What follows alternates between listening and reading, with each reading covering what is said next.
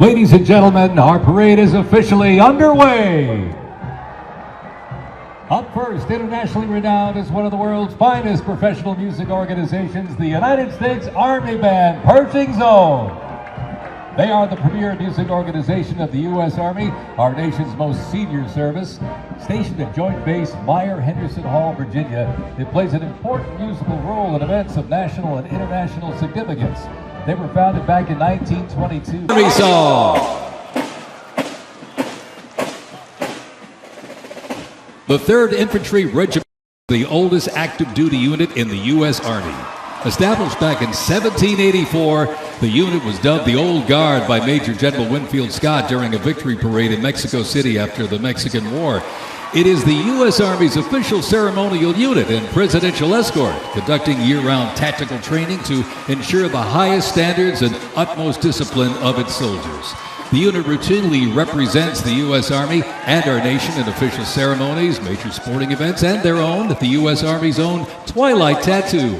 The Old Guard also maintains 24-hour vigil of the Tomb of the Unknown Soldier, while also conducting funeral services honoring our fallen heroes in Arlington National Cemetery.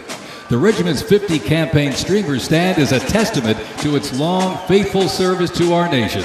Ladies and gentlemen, the 3rd Infantry Regiment, the Old Guard.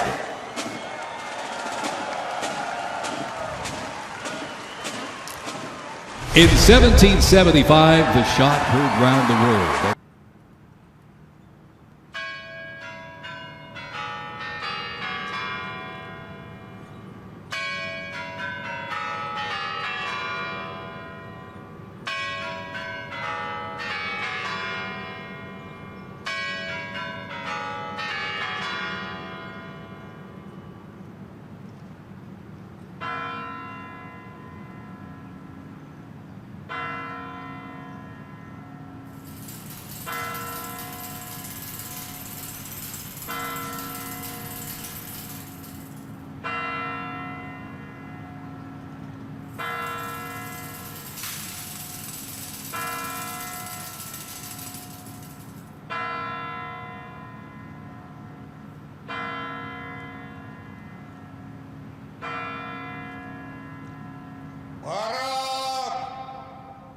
Государственный флаг Российской Федерации. Parade. И знамя победы.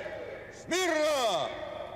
Для встречи. Attention, under the banner of the victory.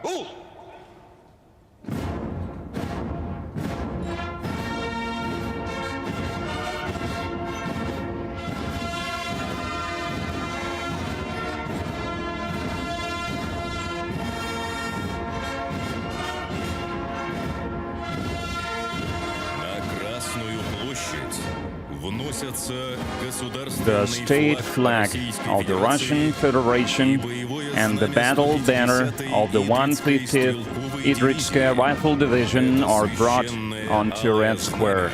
This sacred scarlet banner, raised above defeated Berlin in the spring of 1945, has forever become the ultimate symbol of our people's victory over fascism.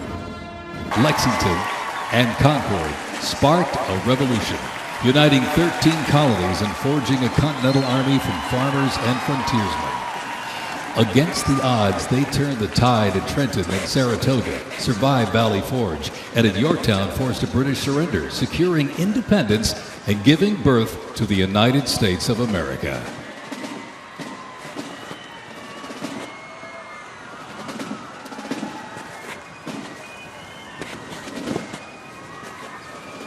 Before radios and field phones, sound was the signal. In the Continental Army, fifes and drums carried commands across the chaos of battle, telling soldiers when to advance, when to retreat, eat, even when to rest. That legacy actually lives on today with the U.S. Army Fife and Drum Corps, part of the 3rd Infantry Regiment known as the Old Guard. Founded back in 1960, they're the only unit of their kind in the armed forces. performing in uniforms patterned after those worn by General Washington's musicians. Playing period instruments with patriotic precision, they bring history to life, sharing the sound and spirit of the Revolution through more than 500 performances each year, both at home and around the world too. The Old Guard Fife and Drum Corps, everybody!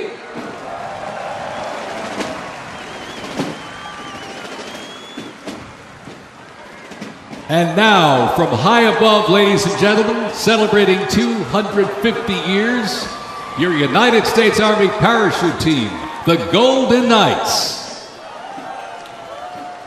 Descending at over 120 miles an hour, the Golden Knights are using flexible wing gliders to maintain their formation. They open their main canopy simultaneously and negotiate the softest possible landing. I'll tell you, they can't hear you, but they sure can see you. You can give them a great big wave, ladies and gentlemen. The Golden Knights, the finest parachuting team in the world.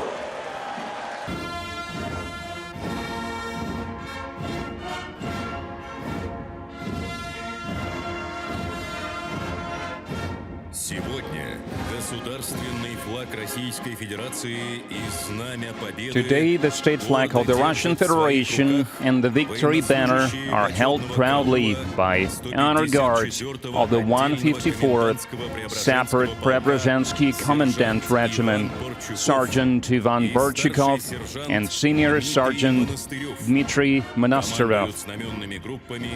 Leading the flag-bearing units are Captain Kirill Gorshinov and Lieutenant Anton Mikhailov.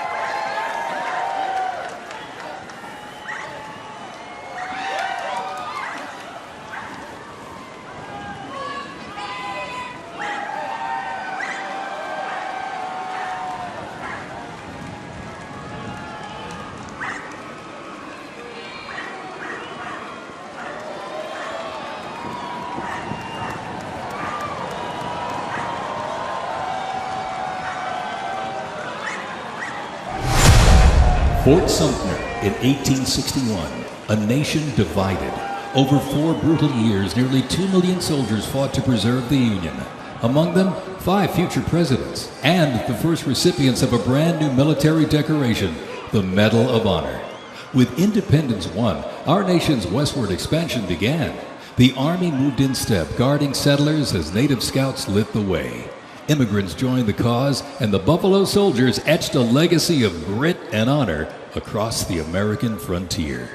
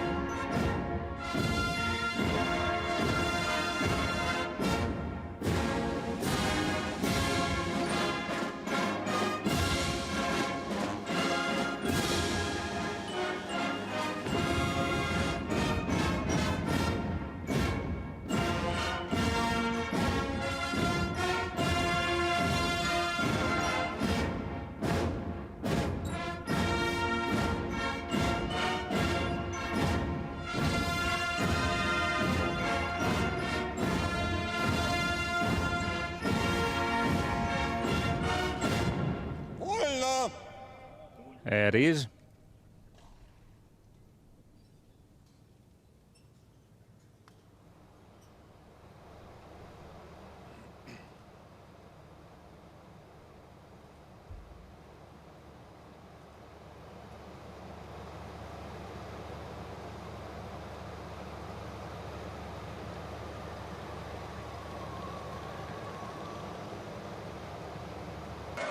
As they march by, a soldier's uniform signals their duty, their role, and their readiness. And by the late 1850s, official regulations outlined distinct looks, shaping the Army's identity and function across the force. Soldiers were issued 2 coats. One, a short sack coat for work and battle, with brass buttons and colored trim that marked their rank. Well, by war's end, that rugged sack coat became the soldier's uniform of choice. As the war escalated, volunteer enlistment surged. Congress authorized support for a force of up to 500,000 new troops, answering the call to preserve the Union. As they march by, representing the Civil War era of our nation's history, is the 4th Infantry Division based out of Fort Carson, Colorado.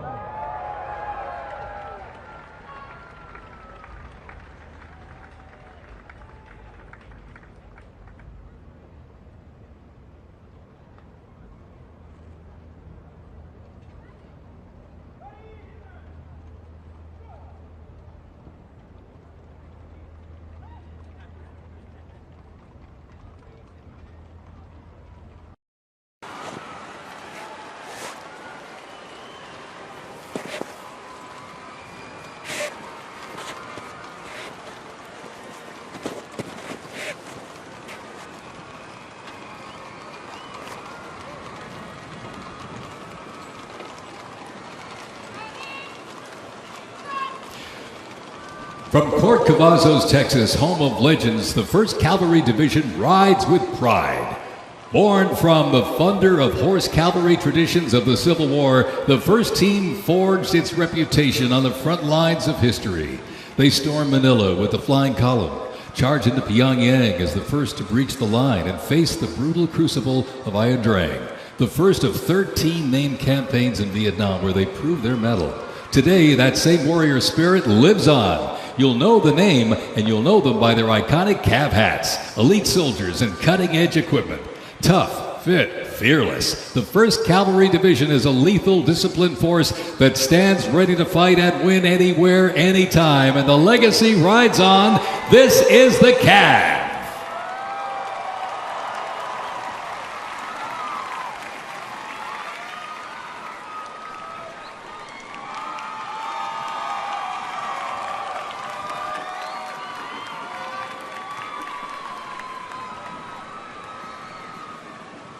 Special thanks to our sponsor, Lockheed Martin.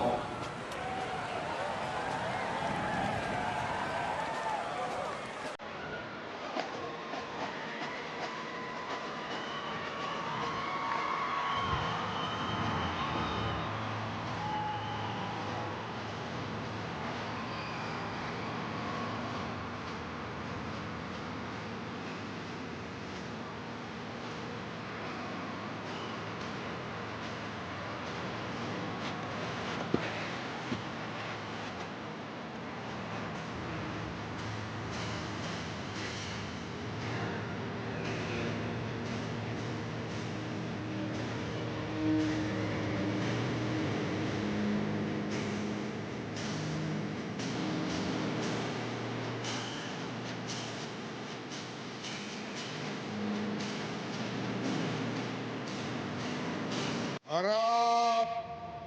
Мирно! Attention. Речи слева! Накра! Salute left.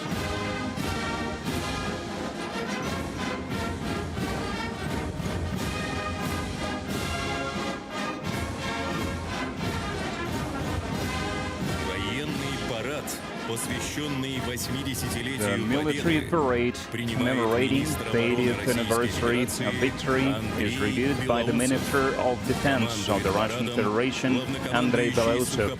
Commanding the parade is Commander-in-Chief of the Russian Ground Forces, Army General Oleg Salikov.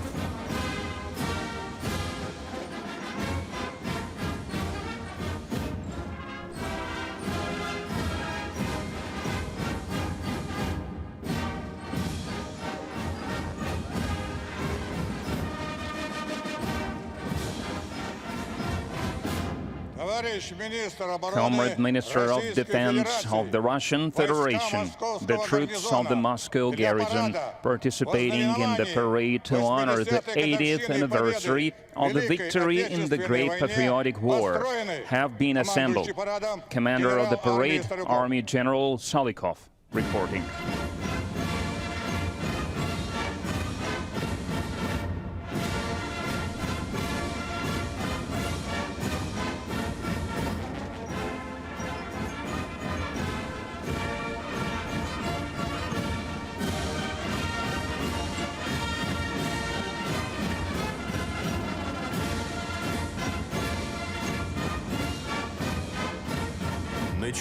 The review of parade formations of the Moscow garrison begins.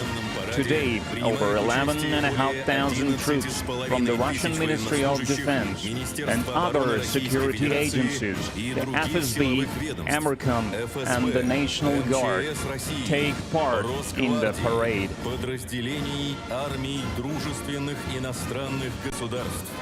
Over 1,500 service members in the parade formations are the veterans of the special military operation.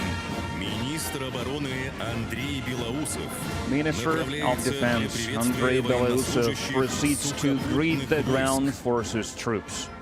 In 1914, years of escalating competition between European alliances culminate in the outbreak of the First World War. The two sides engage in a savage war of attrition, defined by opposing trenches, barbed wire, poison gas, and mass casualties. The United States initially maintained its neutrality, but was eventually drawn into the conflict in 1917. Despite having less than 130,000 soldiers at the beginning, the Army eventually grew to over 4 million, with nearly 2 million soldiers serving in Europe. In 6 months of fighting, nearly 50,000 Americans lost their lives, with another 190,000 wounded. The guns fell silent with the armistice of November 11, 1918.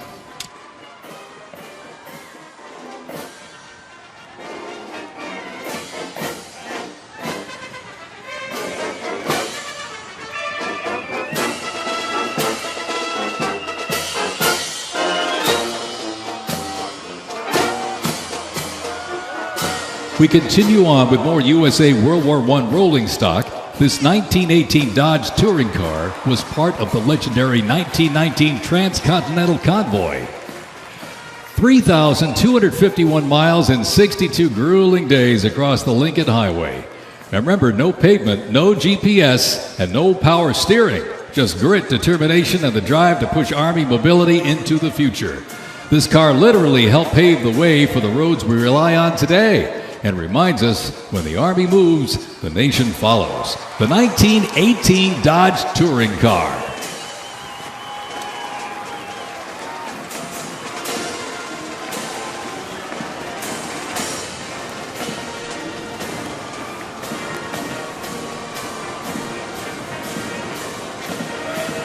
Headquartered in New York, this is the 42nd Infantry Division Band.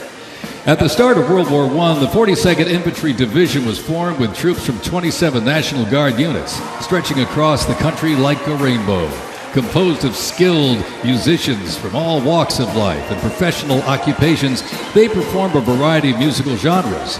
Though their mission is primarily a musical one, the members were ordered into active federal service back in 2004 in support of Operation Iraqi Freedom 3.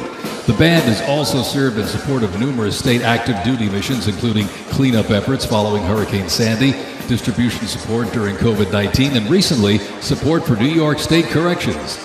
Commanded by Chief Warrant Officer 2 Ethan Wagner and led by Drum Major Sergeant First Class Drew Gans, the band is performing Over There, written in 1917 by Broadway composer and recipient of the Congressional Gold Medal George M. Cohan. Representing the World War I era is the 82nd Airborne Division, based out of Fort Bragg, North Carolina. You'll notice the unit is wearing replica World War I uniforms signifying the soldiers who served our nation during this time. When the Americans entered the Great War, our soldiers under the command of General Blackjack Pershing hit the trenches in the new standard. It was the olive drab winter service uniform.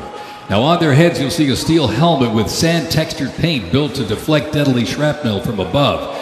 Not bulletproof, but battle tough. Nicknamed the Pershing boot, on their feet was the M918, 1918 French boot. It was designed to survive the brutal grind of trench warfare. And on their backs, the field pack, rations, ammo, first aid, and a gas mask. Everything a doughboy needed to fight and to win.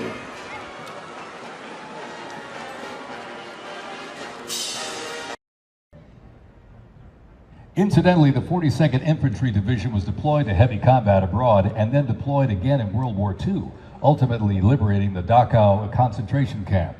The 42nd responded to the terrorist attacks on 9/11. Later, with the war on terrorism, the rainbow stretched across the world again, deploying in Iraq and Afghanistan.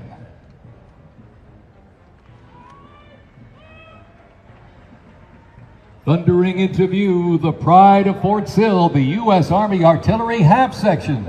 This is literally powered by horsepower and heritage. This elite ceremonial unit honors the legacy of the Army's horse-drawn artillery. With precision, discipline, and 6 majestic horses pulling a vintage 1918 caisson, the half section keeps tradition alive and rolling strong, representing the power, pride, and precision of America's field artillery. This is Fort Sill's finest, ladies and gentlemen.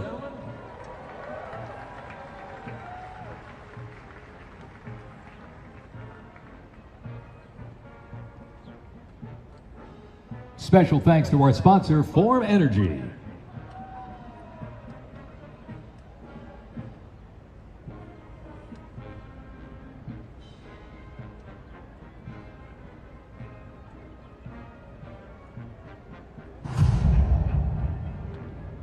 World War II, a global fight for freedom.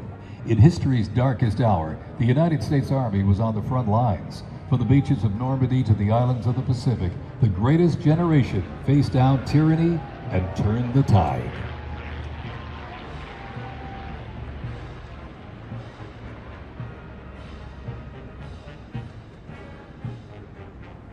From bombers to fighters to transports, U.S. Army aircraft started to thunder across the skies in World War II. And take a look up there, ladies and gentlemen. Flying overhead right now, they are fast, they are fierce, and famously used in the Doolittle raid over Tokyo. Leading up front, the mighty B-25 Mitchell. Up next, the Cadillac of the sky, the P-51 Mustang. Sky, we're back down on the ground. In World War II, one vehicle led the charge, the legendary quarter-ton 4x4 command recon vehicle, the Jeep. You might have a Jeep in your driveway, but not like this. The U.S. Army truck quarter-ton 4x4 command reconnaissance, better known as the Jeep, was an iconic vehicle of World War II and was the world's first mass-produced four-wheel drive vehicle. The Army used the Jeep for almost every military activity, including command vehicles, scout cars, and medical ambulances. Fast, rugged, the Jeep became a symbol of American ingenuity.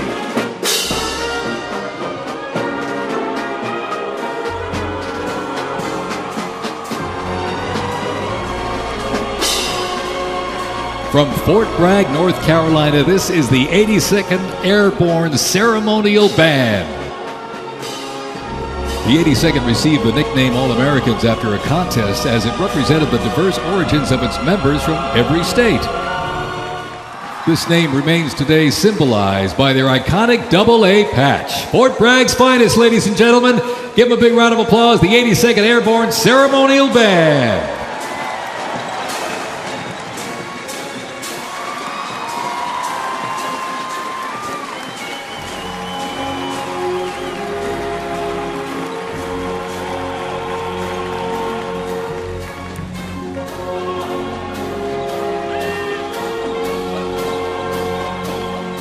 In a global fight like World War II, the U.S. Army knew our troops needed more than courage. They needed innovation. Uniforms evolved for every environment, but olive drab remained the mark of the American soldier. Shaped by lessons from the trenches of World War I, the Army introduced 2 battlefield essentials: the M1 helmet, tough, stable, and built to protect under fire, and the M1 Garand rifle, powerful and fast. It gave American troops a very clear edge. General George S. Patton called the M1 rifle the greatest battle implement ever designed, and history proved him right.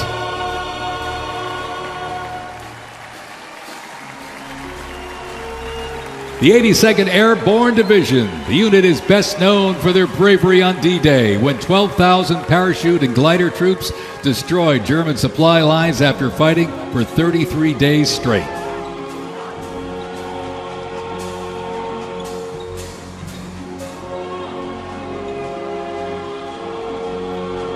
The 101st Airborne Division, based out of Fort Campbell, Kentucky, traces its lineage back to 1918 when it first established as the 101st Division.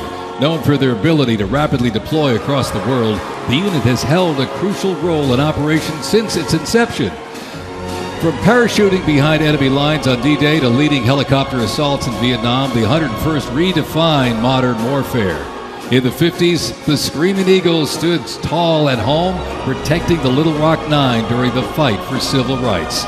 In recent decades, they've been sent across the world with stints as far as the Middle East, where they took part in Operation Desert Storm and participated extensively in the war on terrorism in Iraq and Afghanistan. The Screaming Eagles continue to lead the way as tomorrow's division in today's Army.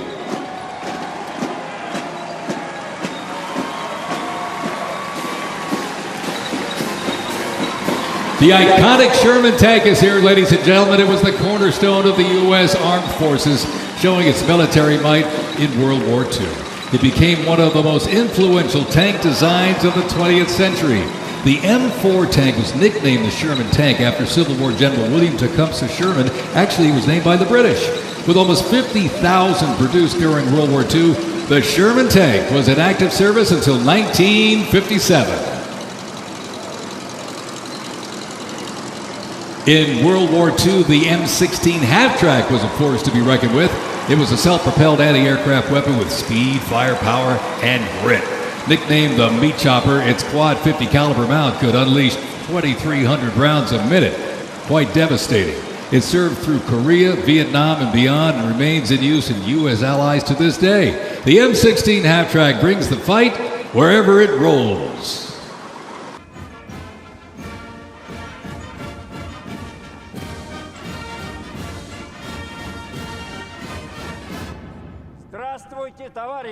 Greetings, comrades.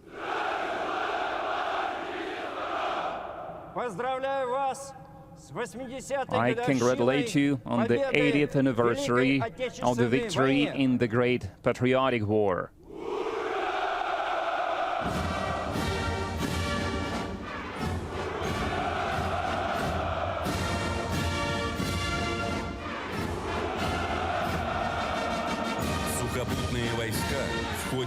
During the special military operation, the ground forces have gained invaluable combat experience, bringing the training of units to a new, higher level.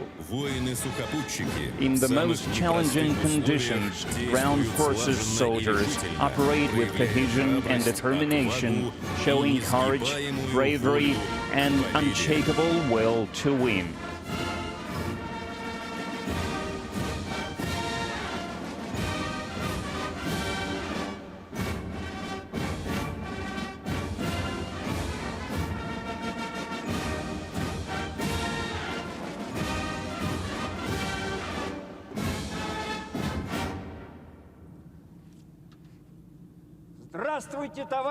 Greetings, comrades.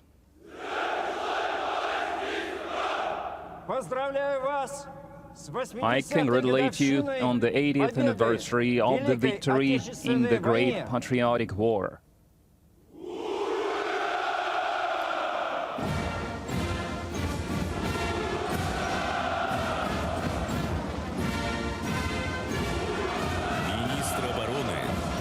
The Minister of Defense saluted the parade formations of the Aerospace Force. The personnel of the Aerospace Force support combat operations in the Special Military Operations Zone with precision-guided weapons and full firepower, destroying strategic targets, enemy equipment, deep behind enemy lines and on the front line.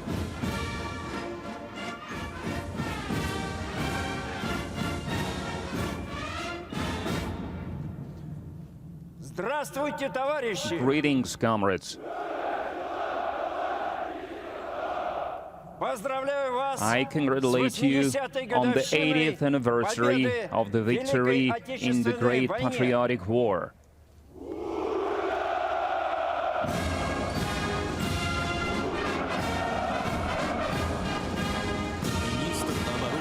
The Minister of Defense saluted the parade formations of the Kremlin Cadets, Military Police, the National Guard, and Amercom of Russia, military railroad troops, and Russian Cossacks.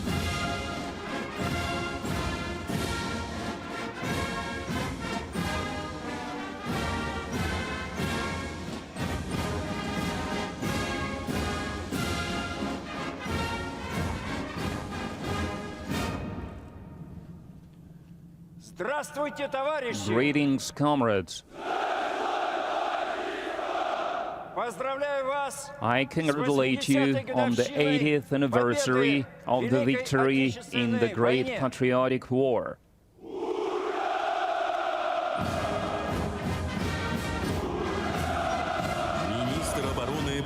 The Minister of Defense congratulated parade formations of the Strategic Missile Forces, Radiation, Chemical and Biological Defense Troops, Airborne Forces and Engineering Troops on Victory Day.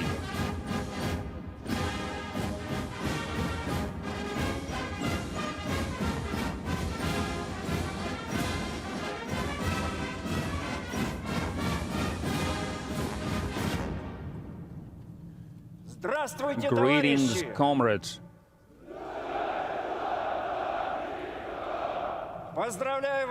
I congratulate you on the 80th anniversary of the victory in the Great Patriotic War.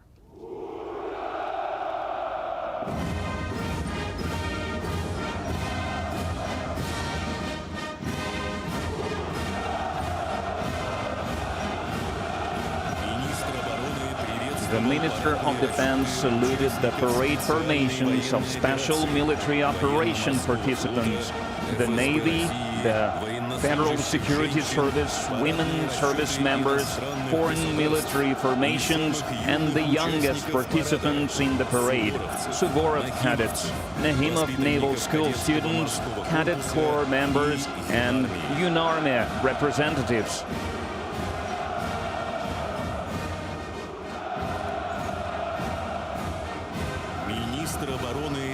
Defense Minister Andrei Belausov has completed his review of the troops and proceeds to the central stand to report to the President of the Russian Federation, Supreme Commander-in-Chief, Vladimir Putin.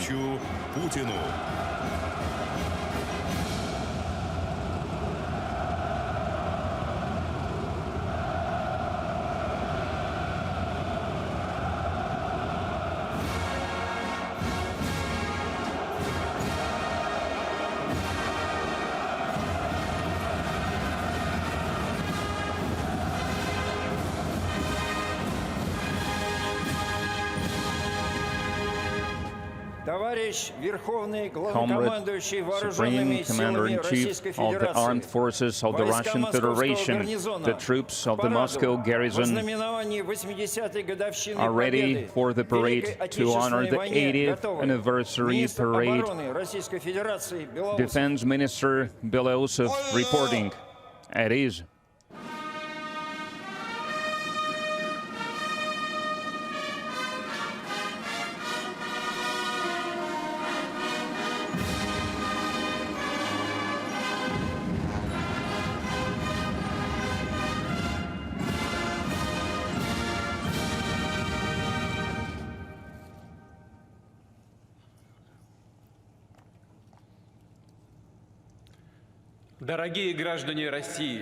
Dear citizens of the Russian Federation, the veterans, the dear guests, comrades, soldiers and naval sailors, sergeants and ensigns, midshipmen, officers, generals and admirals. I congratulate you on the 80th anniversary the victory in the Great Patriotic War. Today, we're all united by feelings of joy and grief, pride and gratitude. Bowing deep to the generation that crushed Nazism, paying the price of millions of lives for the freedom and peace for entire humankind. We faithfully preserve the memory of those historic, triumphant events, and as heirs to winners, we celebrate the holiday of the 9th of May as the biggest for our country, for the whole nation, for every family, for every one of us. Our fathers, our grandfathers and great-grandfathers saved our motherland and call upon us to defend our homeland and be strong in defending our national interests, our 1,000-year-long history, culture and traditional values. Everything that we hold dear, everything that we hold sacred. We remember the lessons of World War II, and we will never agree with disrupting its history, with attempts at justifying the perpetrators. Our duty is to defend the honor of soldiers and officers of the Red Army and their great feat done by representatives of different nationalities that will forever remain in world history as Russian soldiers. Russia has been and will be a barrier in the way of Nazism, Russophobia, anti-Semitism. Russia will continue to fight atrocities perpetrated by followers of those destructive ideas. Truth and justice are on our side. The entire country, the whole society, the whole nation support the participants of the special military operation. We are proud of their bravery, the strength of spirit that has always brought us nothing but victory. Dear friends, the Soviet Union took the brunt of the fierce blows of the enemy. Millions of people who had known only peaceful labor took up arms and stood strong on all the heights and all the borders, determining the outcome of the entire World War II with their undisputed victories in the biggest battles under Moscow and Stalingrad, at the Bulge of Kursk. The courage of defenders of Belarus, who were the first to meet the enemy, defenders of the Brest Fortress and Mogilov, Odessa and Sevastopol, Murmansk, Tula, Smolensk, the heroism of the people of besieged Leningrad, the courage of those who fought on battle lines in partisan units and in the underground, the courage of those who under enemy fire evacuated factories and worked in the rear. The plans of the Nazis to conquer the Soviet Union met the resilience of the country and the heroism of the people. All the republics bore the burden of the war. The contribution of the people of the Central Asia and Transcaucasian region, sending echelons of everything the front lines might need. They housed hospitals where hundreds of thousands of evacuated people found shelter, and locals shared their bread, their roofs, their houses with them. We honor every veteran of World War II. We bow deeply to the memory of those who gave their lives for victory, to the memories of the sons and daughters, fathers, mothers, grandfathers and great-grandfathers, husbands and wives, brothers and sisters, families and friends. We bow our heads to our fallen comrades who died in the Battle for Russia. I announce a minute of silence.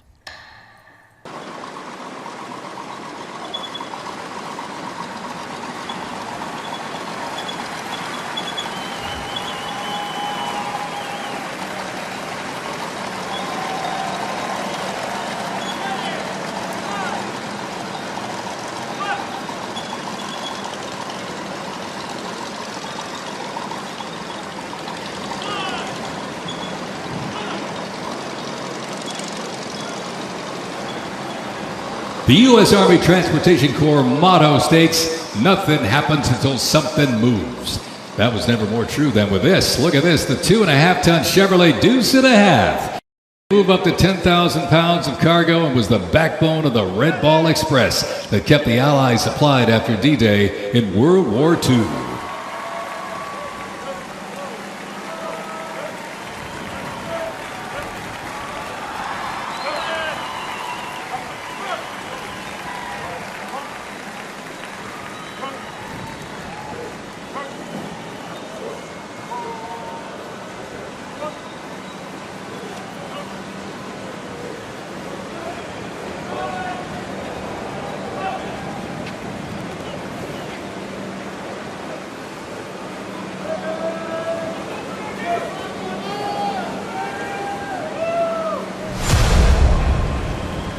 The Korean War, often referred to as the Forgotten War, began on June 25, 1950, with the North Korean Army's invasion of South Korea. A coalition of South Korea, the United States, and other United Nations members defeated the invasion and advanced into North Korea.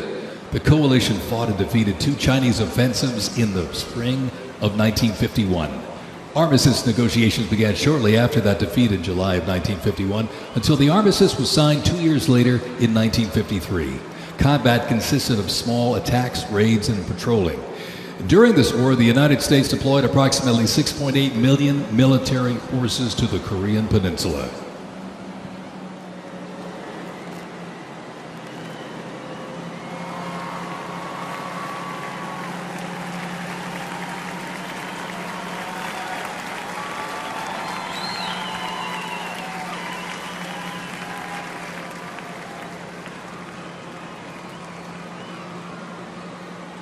Special thanks to our sponsor, Coinbase.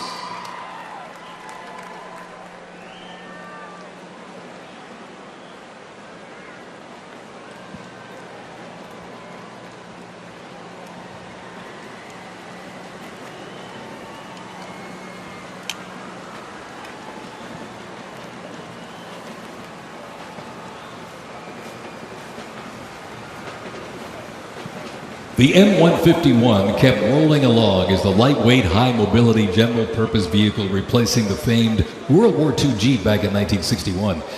Officially named the Military Utility Tactical Truck, or MUT, most servicemen generally referred to it as a Jeep. The vehicle spanned more than 40 years in 4 manufacturers and were everywhere that the Army was deployed.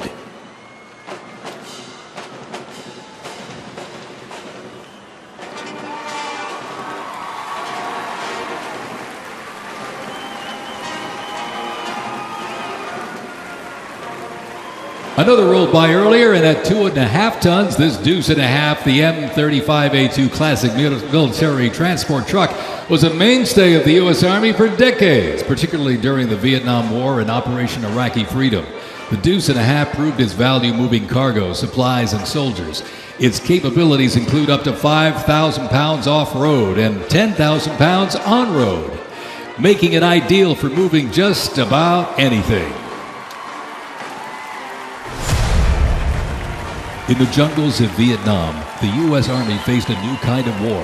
Helicopters became the new workhorses of battle, delivering troops, firepower, and supplies into some of the most unforgiving terrain on Earth. This is the U.S. Army in Vietnam, the era of air mobility, fierce firefights, and unwavering brotherhood.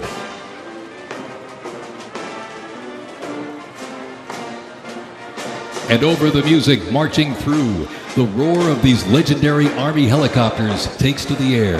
Flying overhead right now, they help define the Vietnam War.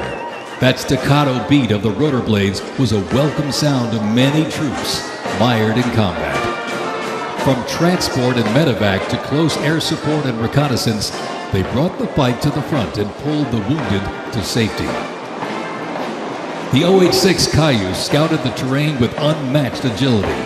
The AH-1 Cobra, also nicknamed the Snake, brought serious firepower.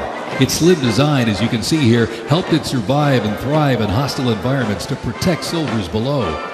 And the icon of the era, the UH-1 Huey, the first turbine-powered helicopter in service with the U.S. military. There was nothing the Huey couldn't do.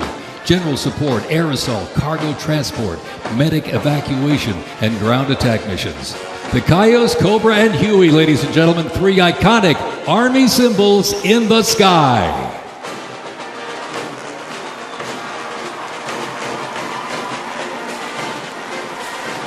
The 1st Cavalry Division Band, based out of Fort Cavazos, Texas, has played a vital role in U.S. military history. Since its origins back in 1855 as the band of the 2nd Cavalry, it has supported operations from the Civil War to Desert Storm. Over time, it's evolved into a powerful force using music to strengthen bonds between soldiers and engage with communities. From World War II in Korea to the Vietnam War in Bosnia, the 1st Teen Band has enhanced morale and upheld the division's enduring legacy. Today, the band continues its mission using music to shape perceptions, foster trust, and promote national Army and division interests.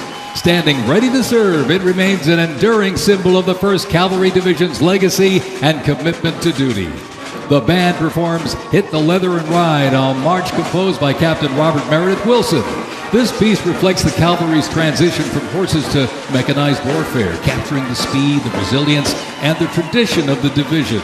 From Fort Cavazos, Texas, everybody, the 1st Cavalry Division Band.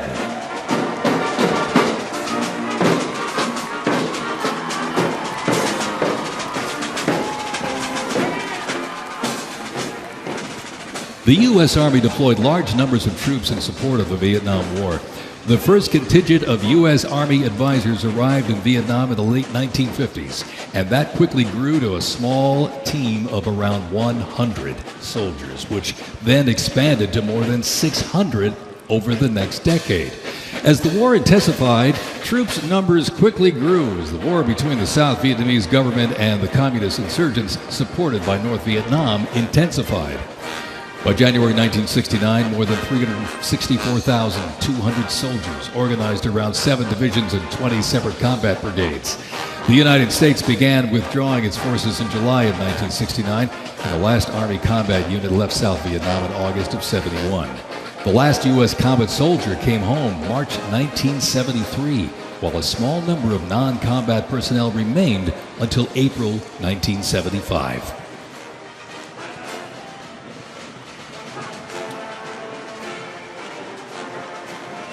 Representing the Vietnam War era is the 101st Airborne Division based out of Fort Campbell, Kentucky.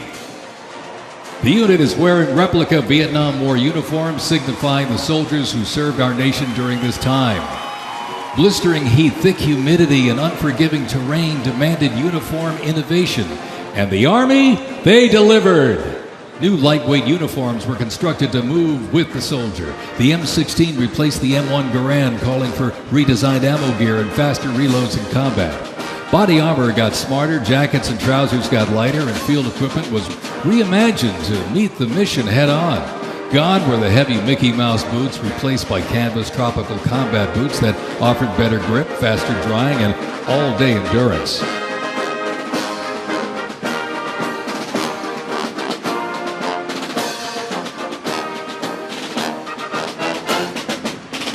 Special thanks to our sponsor, Oracle.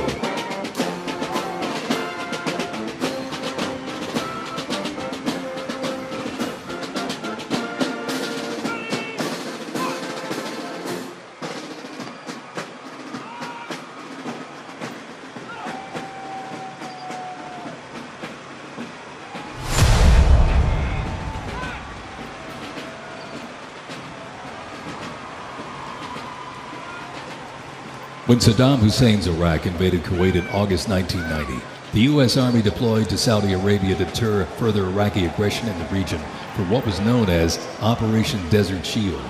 By the fall, more than 750,000 troops comprising U.S. service members and coalition partners from more than 30 countries had assembled in the Saudi Arabian desert. In mid-January 1991, the U.S.-led coalition began Operation Desert Storm, which kicked off with an intensive air campaign designed to knock out key Iraqi infrastructure and weaken Iraqi forces. The ground offensive was launched in early 1991, where military forces overwhelmingly destroyed enemy tanks and vehicles. After only 100 hours of ground combat, coalition troops liberated Kuwait, and the Gulf War ended with Iraq's surrender.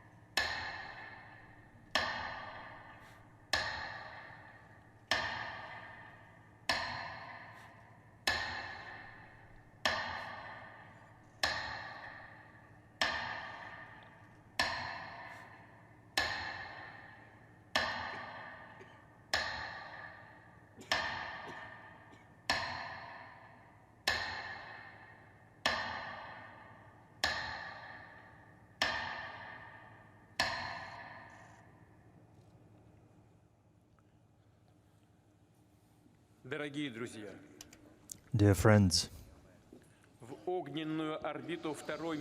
the fiery orbit of World War II drew almost 80% of the population of the planet, a complete defeat of the Nazi Germany, the militarist Japan, and their satellites all across the world was achieved through joint efforts of the United Nations. We will forever remember that the opening of the Second Front in Europe after the decisive battles on the territory of the Soviet Union brought the victory closer. We highly appreciate the contribution made to the common victory by soldiers of the Allied armies, participants of the resistance, the courageous people of China,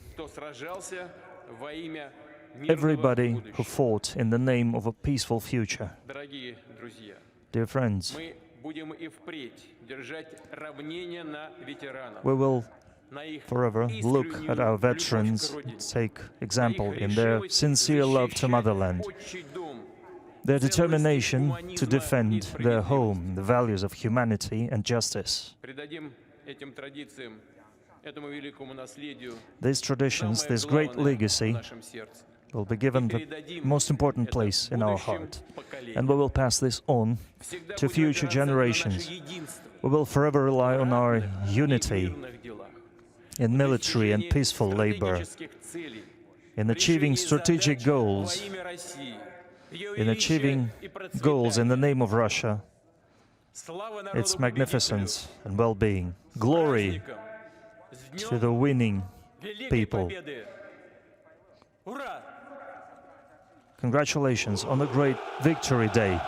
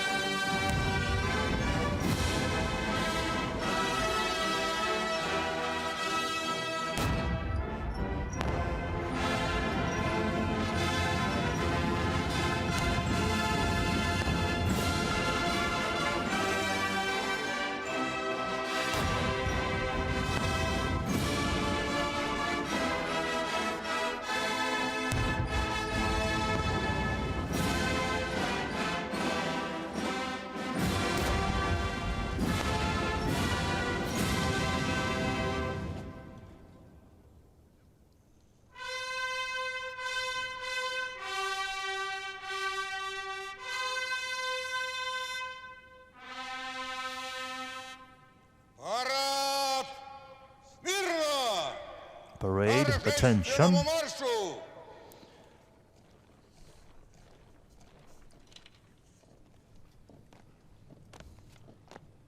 Батальонно! На одного линейного дистанции! Первый батальон прямо! Остальные направо! На плечо!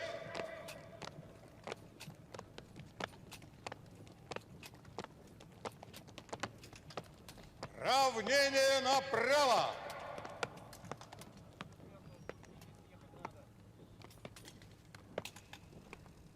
Шагом марш!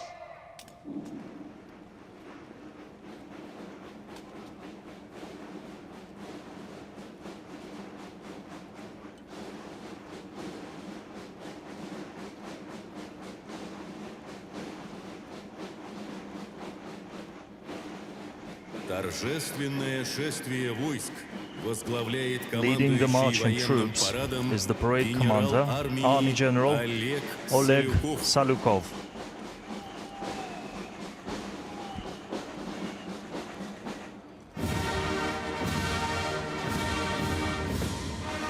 На Красной площади воспитанники Московского Marching across Red Square училища имени are the cadets of the Moscow Military Music College, named after Lieutenant General Valery Halilov. In 1940, young musicians were first entrusted with the honor of opening the military parade on Red Square. For 85 years, their drumming has set the rhythm and pace of the parade formations. Leading the parade formation is the head of the college, honored artist of Russia, Colonel Alexander Gerasimov. Marching past the stands are the flag groups carrying the state flag of the Russian Federation, the banner of the Russian Armed Forces, and the victory banner. The flag group is escorted by an honor guard from all three branches of the armed forces: the ground forces, the aerospace forces, and the navy, all from the 154th Separate Preobrazhensky Commandant Regiment.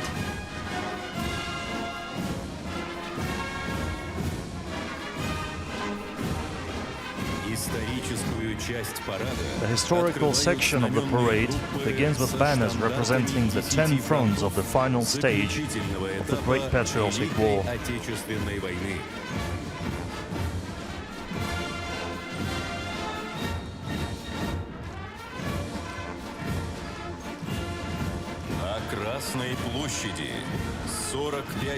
On Red Square are 45 battle flags of legendary formations and military units. These sacred relics are carried by the heirs to the heroism and glory of the Great Patriotic War veterans.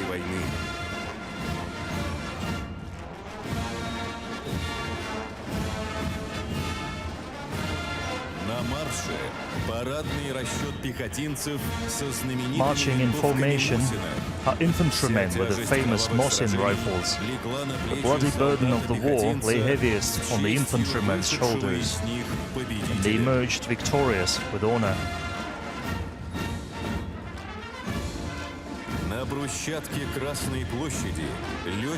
Marching on the cobblestones of Red Square are wartime military pilots. In fierce aerial combat, they won air superiority and shattered the myth about the invincibility of Nazi aces.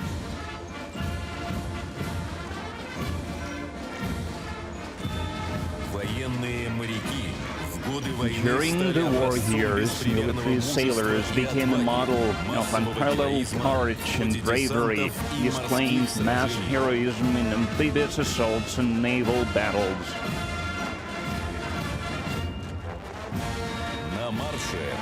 On the march are the sappers and engineers of the Great Patriotic War. They cleared the way for advancing troops, built water crossings, constructed defensive lines, and restored liberated lands to peaceful life.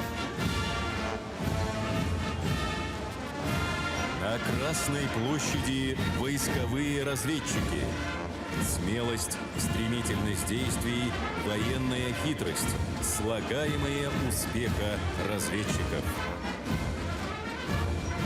Now marching through Red Square are military scouts. Courage, swiftness, and military cunning were the keys to their success. In the first days of the war, border guards earned immortal glory. Not a single border outpost retreated under enemy assault. Soldiers holding their ground while being vastly outnumbered, fighting to the last bullet. Representing the Kazakhs is the parade formation of the Kuban Kazakh host, led by the host Ataman Alexander Vlasov. During the Great Patriotic War, more than 600,000 Kazakhs rose to fight against the fascist invaders. На Красной площади On Red Square, wearing the uniforms of wartime cavalrymen, is the Presidential Regiment's Honor Cavalry Escort. It is part of the Moscow Kremlin Commandant Service, which itself belongs to the Federal Guard Service of the Russian Federation. Cavalry formations took part in all the major battles of the war, liberating Vienna, Berlin, and Prague.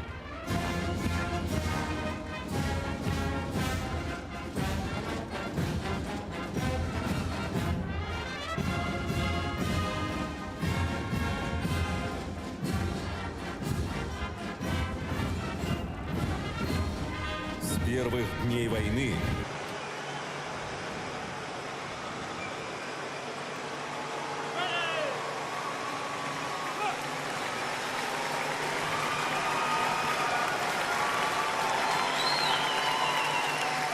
From Fort Riley, Kansas, this is the 1st Infantry Division, one of the Army's most storied divisions. Nicknamed the Big Red One because of the distinctive red on their unit patch. As the oldest continuously serving division in the U.S. Army, the unit has participated in every major operation since World War I, living up to its motto, no mission too difficult, no sacrifice too great, duty first. The 1st Infantry Division was originally established as the 1st Expeditionary Division in 1917 and spearheaded the American Expeditionary Forces in France during World War I. In World War II, the Fighting First stormed Omaha Beach on D-Day and liberated Nazi concentration camps. The highly decorated unit has had 37 members of the Big Red One awarded the Medal of Honor. In Washington, D.C., the 1st Division Monument stands in President's Park, memorializing those who died while serving in the 1st Infantry Division. Ladies and gentlemen, they are the Big Red One, the 1st Infantry Division.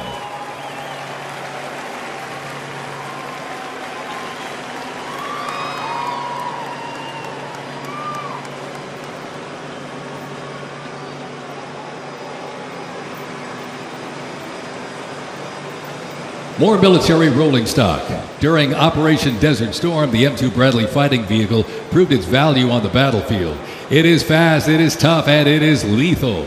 Named for General Omar Bradley, a leader from West Point's famed class of 1916, the Bradley was built to carry troops into combat with protection and power.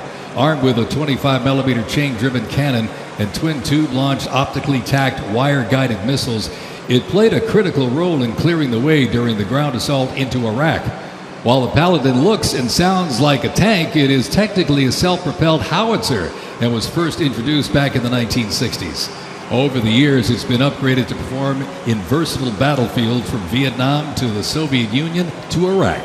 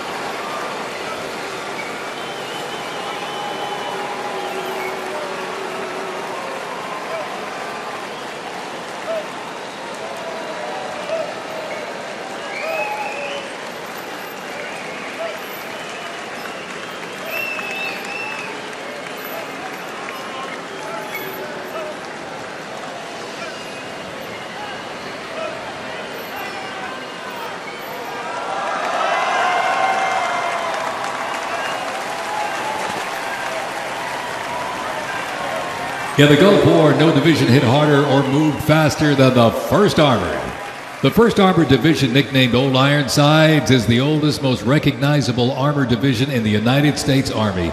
As part of the buildup for World War II, cavalry and reconnaissance units were brought together to form the 1st Armored Division in 1940. In the Gulf War, no division hit harder or moved faster than the 1st Armored. Old Ironsides really led the way. During Desert Storm, they engaged in some of the largest tank battles in Army history that were decisive victories, shattering enemy formations. Based in Fort Bliss, Texas, America's Tank Division is currently supporting missions in 20 countries across 5 continents. From World War II to today, Old Ironsides remains battle-proven and always ready.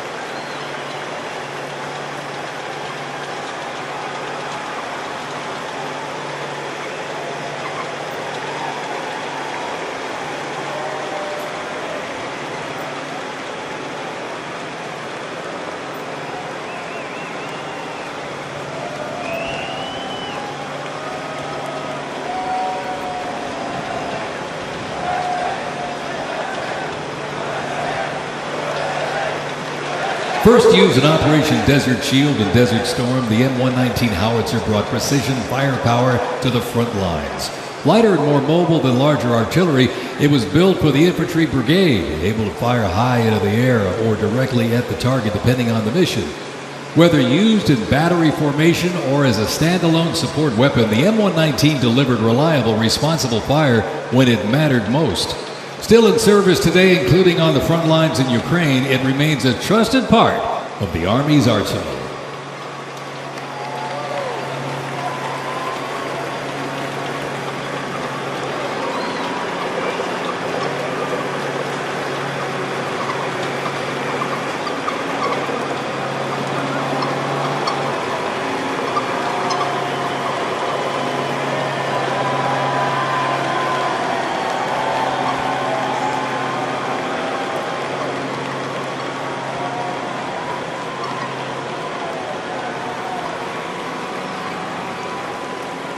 Special thanks to our sponsor, UFC.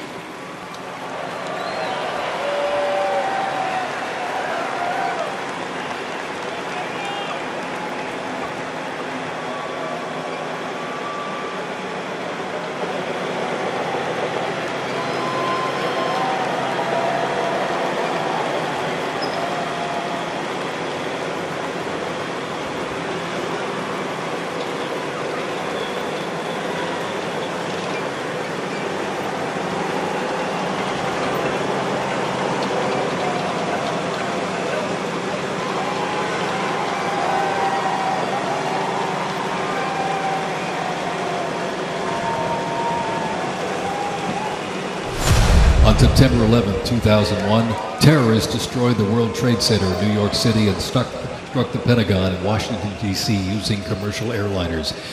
In response, the U.S. launched the global war on terrorism. The U.S. would stop potential threats around the world and take the fight to terrorist groups and the nations that back them. The Army immediately deployed forces to Afghanistan to destroy Osama bin Laden's al-Qaeda terrorist organization and depose his sponsors, the ruling Taliban. The 2003 President Bush expanded the war to Iraq. Soldiers and other armed services overthrew Iraq's dictator Saddam Hussein. The fight to stabilize Iraq and prevent terrorist groups from overthrowing its new government continues to this day.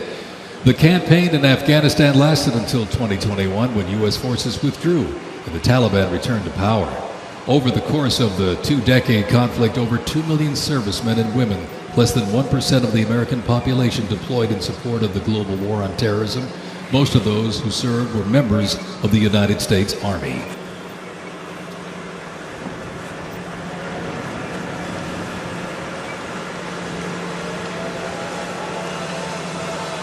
From the very first days of the war, all the peoples of the Soviet Union stood shoulder to shoulder in the fight against fascism.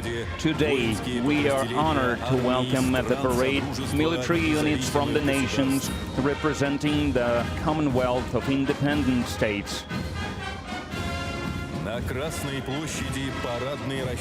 Entering Red Square is a unit of the Peacekeeping Brigade of the Republic of Azerbaijan.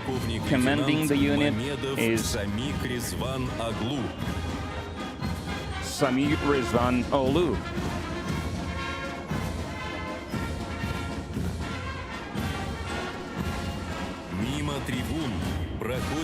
Marching across Red Square is the parade formation of the 5th Separate Special Forces Brigade of the Armed Forces of the Republic of Belarus. Commanding the unit is Colonel Nikolai Smehovich.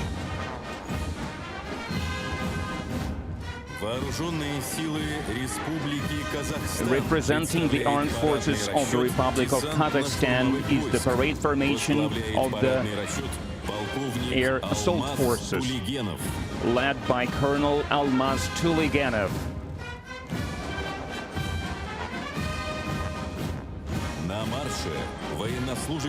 Joining the parade is the Honor Guard Battalion of the National Guard of Kyrgyzstan. They are led by Colonel Nurbek Duyshenbayev.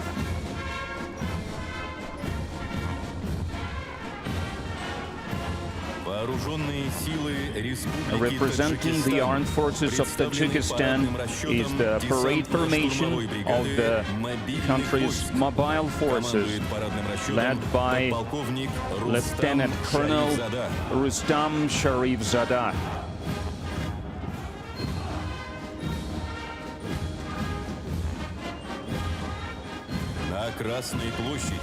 Now marching across Red Square is the Honor Guard Battalion of the Ministry of Defense of Turkmenistan. Commanding the Honor Guard is Major General Bashmurat Berdinazarov.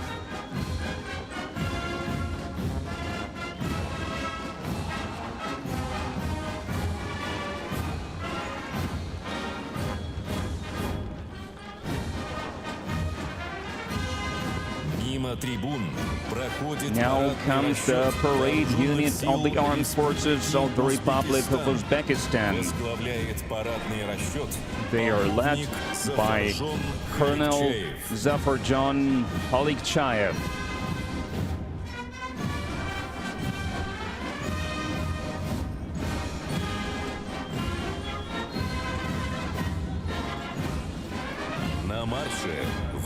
Marching through Red Square are servicemen of allied armies. Opening the procession are the cadets of the 1st Army Officer Training School of the Vietnam People's Army. Commanding the unit is Lieutenant Colonel Kam Kag Jung.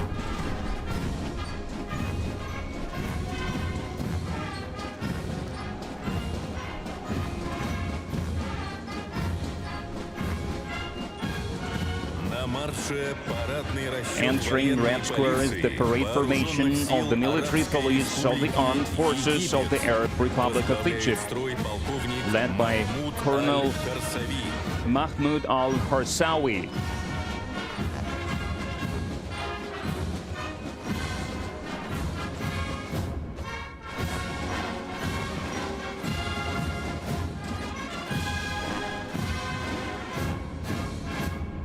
Мимо трибун торжественным Now маршем joining the проходит parade is парадный the honor расчет guard почетного unit караула of the People's Народно-освободительной Liberation Army of Китайской Народной People's Republic Республики. of China. Возглавляет Commanding the парадный строй formation is старший полковник Senior Colonel Чжу Вэймин. Zhu Wei-min.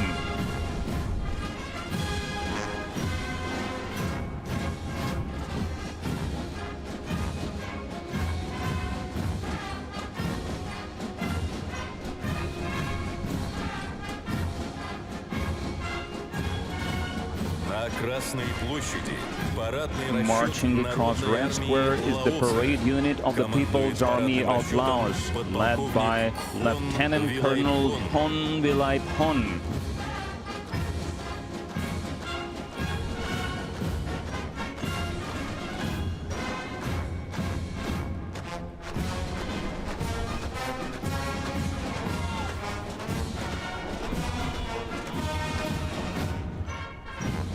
Перед трибунами проходит Now подразделение joining the parade is a вооруженных unit сил of the armed forces of Mongolia, led by Lieutenant Colonel Enkhbatarin Belek Saihan.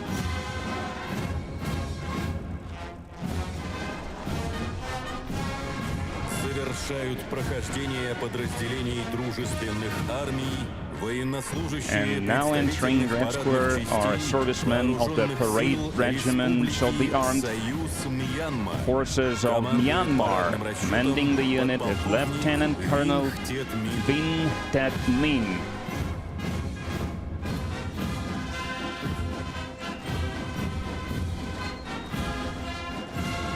На Красной площади юные Marching through участники Red парада Square are young мимо трибун participants in the parade. торжественным маршем проходят воспитанники These are the Московского cadets of Суворовского the военного Moscow Suvorov орденного Military почета School. училища.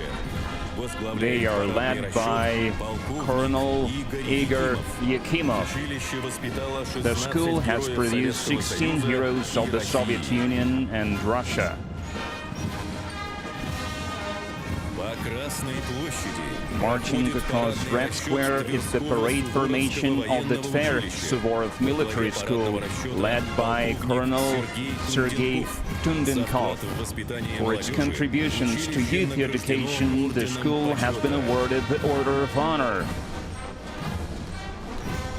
На марше парадный расчет Entering the parade is the ceremonial formation of the St. Petersburg Naval School of the Order of Honor, led by Vice Admiral Alexei Maximchuk. Thousands of officers began their study of naval warfare and maritime sciences in this school. По Красной площади проходят воспитанники Marching across Red Square are the cadets of the Kronstadt Sea Cadet Corps. Leading the formation is the head of the corps, Captain First Rank Nikolai Davpeshko. For 30 years, the Kronstadt Military School has been training future generations of naval commanders. Now on Red Square are the best of the best from the all-Russian military patriotic public movement Young Army, or UNARMIA. The movement unites over 1,800,000 young men and women. Leading the formation is the veteran of the special military operation, Nikita Kozlov. UNARMIA members honor and preserve the historical memory of the defenders of the fatherland and serve as role models for their peers. под знаменами боевых частей. With the banners of their combat units in hand, the parade formations of the veterans of the special military operation now enter Red Square. Leading them are heroes of the Russian Federation, Lieutenant Colonels Yevgeny Khabarov and Vitaly Antonov. Among them are 20 heroes of the Russian Federation, 44 recipients of the Order of St. George, and 54 recipients of the Order of Courage, awarded for bravery and valor in combat missions.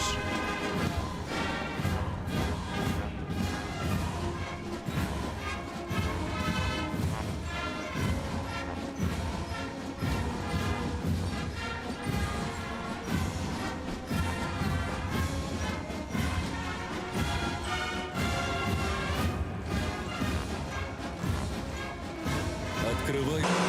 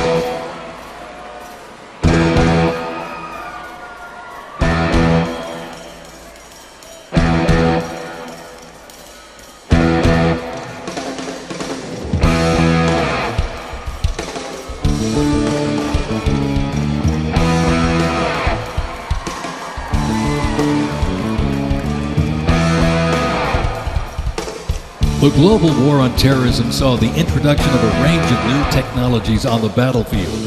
The 8-wheeled Stryker armored combat vehicle is the first new military vehicle to enter service in the U.S. Army since the Abrams tank back in the 1980s. The vehicle was developed to fill a gap in the Army's inventory between a lighter infantry and heavy armored unit.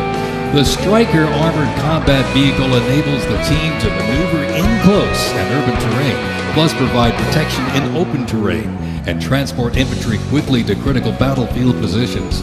The first Stryker vehicles were fielded back in 2002 with the 1st Stryker Brigade combat team deploying to Iraq in 2003.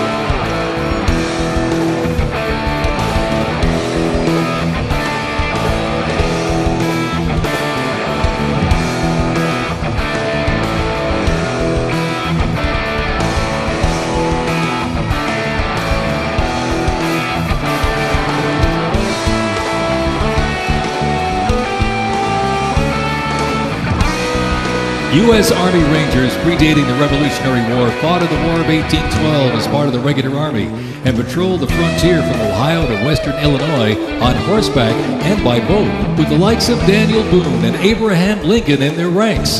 After the 9/11 terrorist attacks, Rangers were called upon to lead the way in the global war on terrorism.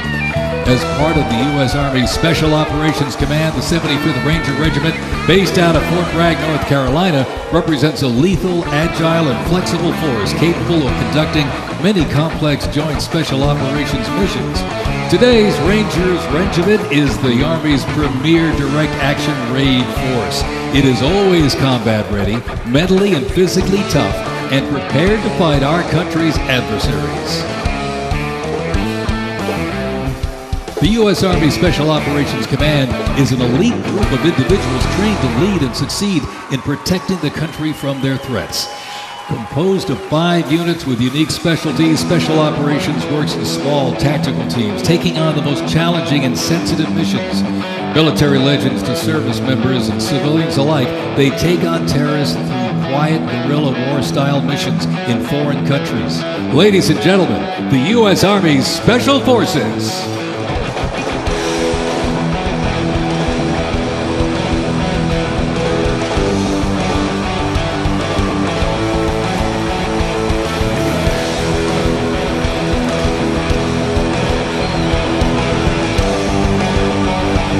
The Stryker Brigade Combat Team combines the capacity for rapid deployment with survivability and tactical mobility. Adaptability and continuous transformation to overcome our enemies is vital.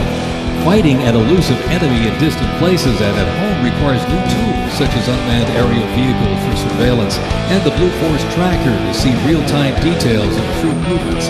The United States does not face the challenging international environment alone. Our network of allies and partners is an advantage that our adversaries can never hope to match. Over 80 nations have fought alongside the United States or assisted during the global war on terrorism.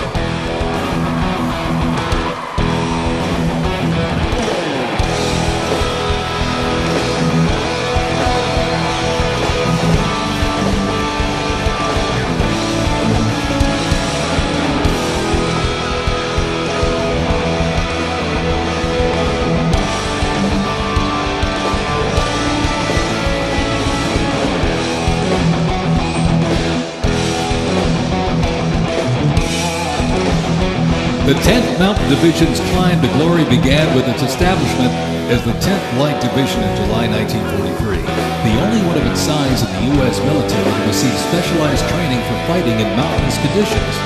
After periods spent inactive as a training division and as a standard infantry division, the unit returned to its roots in 1985 when it regained its Mountain Division designation.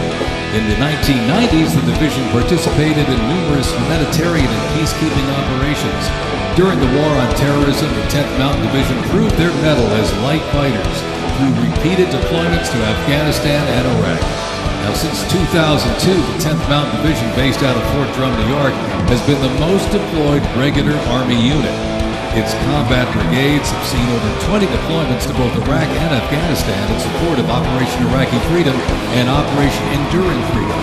To show America's military might, they have one purpose: to deter war and, if ordered, defeat the enemies of the United States of America. They are the 10th Mountain Division.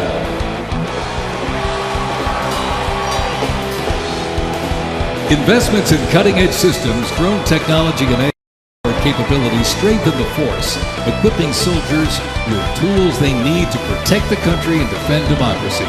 The Army has 8 Stryker Brigade combat teams, 6 in the active component and 2 in the National Guard.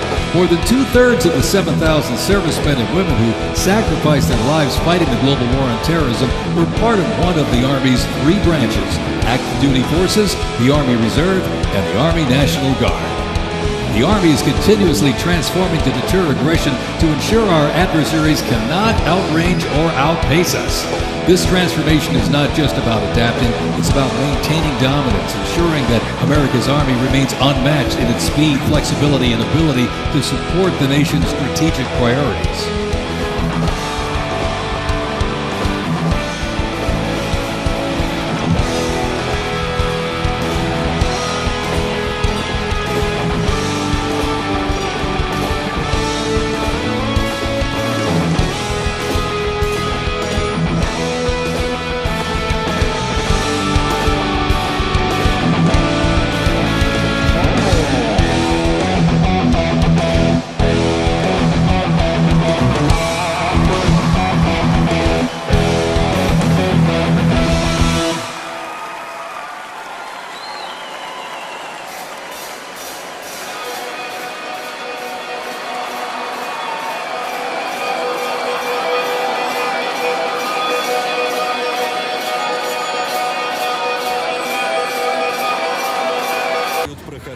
Opening the Ground Forces Regiment procession are students of the Combined Arms Academy of the Armed Forces of the Russian Federation, led by the head of the Academy, hero of Russia, Colonel General Gennady Anashkin.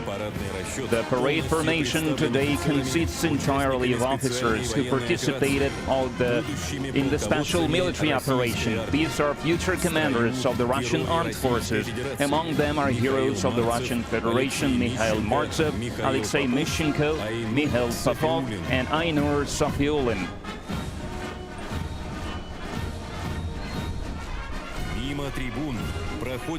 Marching through Red Square are the cadets of the Military University of the Ministry of Defense of the Russian Federation, led by the university head, Lieutenant General Igor Mishutkin. The Military University is the country's only higher military educational institution, specializing in the social sciences aspect of military education. It has trained over 230,000 officers. More than 300 have been awarded the titles of Hero of the Soviet Union, Hero of the Russian Federation. Marching across Red Square are the graduates of the Army General Krulov Military Logistics Academy. Leading the formation is the head of the Academy, Lieutenant General Ilgar Romanov. In both peacetime and wartime, logistics units ensure uninterrupted supply of all essential resources to the Army, necessary for achieving victory. More than 100 logistics officers have been awarded the titles of Hero of the Soviet Union and Hero of Russia. You can now see the cadets of the Mikhailovskaya Military Artillery Academy. Leading the parade formation is Major General Oleg Yegorov. Today, artillery and missile units commanded by graduates of this academy bring our victory closer with their formidable firepower. Over 100 heroes of the Soviet Union and the Russian Federation have graduated from this institution.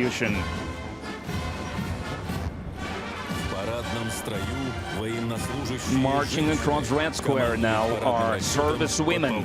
Leading the unit is Lieutenant Colonel Maria Tashina. Most of the parade participants build on the proud legacy of officer dynasties.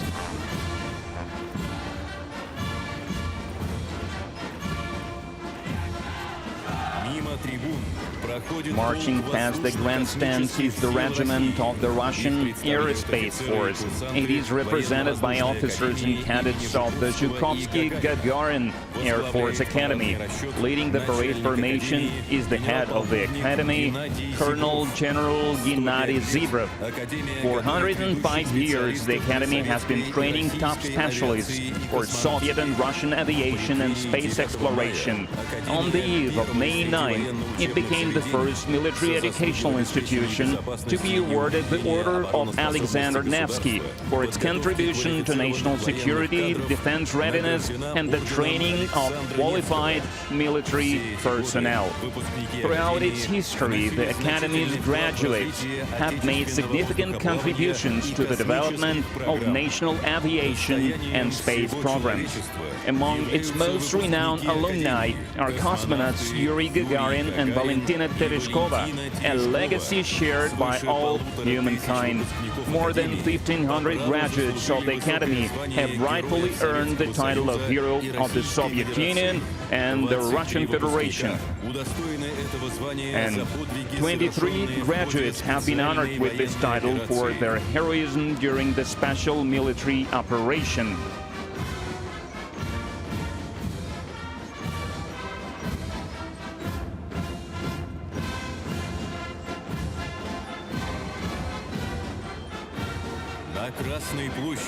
Now is the parade formation of the Military Space Academy under the command of the Academy's head, Major General Anatoly Nestychuk. One of Russia's oldest military educational institutions, the Academy proudly bears the name of Alexander Mechanized, the designer of the first Russian aircraft, whose 200th anniversary the country marks this year. Today, the Academy serves as the country's premier educational and research center for training highly specialized professionals in the field of missile and space systems.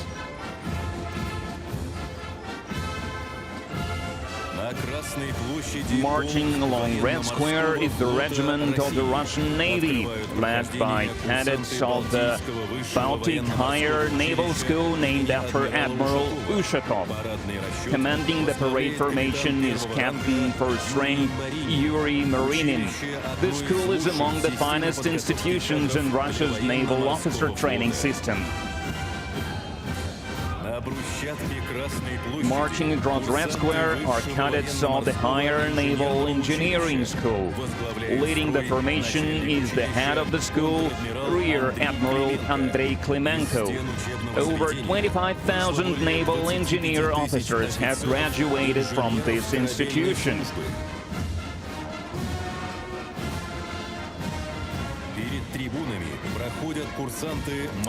Marching past the grandstands are cadets of the Peter the Great Naval Corps. Leading the parade formation is the head of the corps, Rear Admiral Oleg Ignatiuk. For over 3 centuries, this institution has trained outstanding naval commanders. Among its illustrious alumni are Admirals Ushakov, Nakhimov and Kuznetsov. Now come the cadets of the Admiral Makarov Pacific Higher Naval School. Leading the unit is Captain First Rank Pavel Dudin. Over 20,000 graduates of the school have served in all fleets of our country. На Красной площади парадный расчет Now is the военной time for the академии parade ракетных formation войск of the Peter the Great Strategic Missile Forces Military Academy. Впереди парадного расчета начальник At the head of the академии formation is the Academy's commandant, Игорь Афонин. Lieutenant General Igor За годы Afonin. войны 66 During the war, выпускников 66 Академии graduates of the стали Academy were героями awarded the Советского title Союза. of the Hero of the Soviet Сегодня в Union. стенах Академии готовят Today, the офицеров Academy для trains новых officers ракетных to operate the комплексов, latest missile определяющих systems облик that will будущего determine the вооружения future of Russia's ядерных nuclear сил forces. России. Парадный расчет The Серпуховского parade филиала formation of the Академии Serpukhov-based Петра branch of the Великого Peter the Great возглавляет Academy Сергей Семенов. is led by Colonel Передовая Sergei учебная Semyonov. база позволяет Its готовить advanced офицеров facilities train officers and военно-технических military and специальностей technical для несения specialties боевого for дежурства combat для duty with современных state-of-the-art ракетных missile комплексов systems, «Ярс» и such as «Авангард». Yars and Avangard.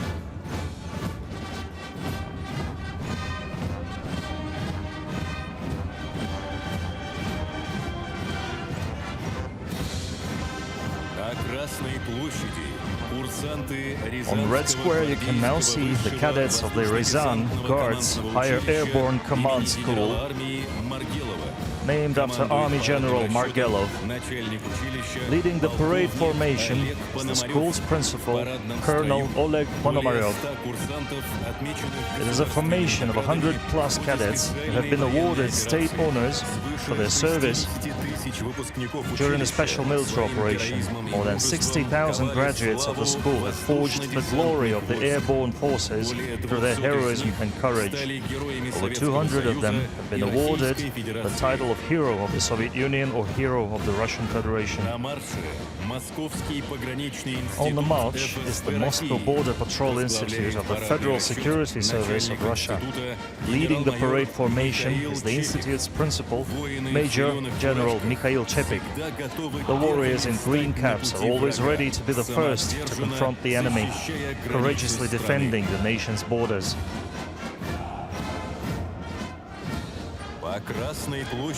Marching across Red Square is the parade formation of the engineering troops, composed of cadets from the Military Engineering Academy, the two main command school, and the lead servicemen from the 1st, 28th and 45th Guards Brigades. Leading the formation is the Academy's principal, Major General Andrei Kruglov. During a special military operation, military engineers have successfully carried out tasks, including fortification construction, bridge deployment, and demining of liberated territories.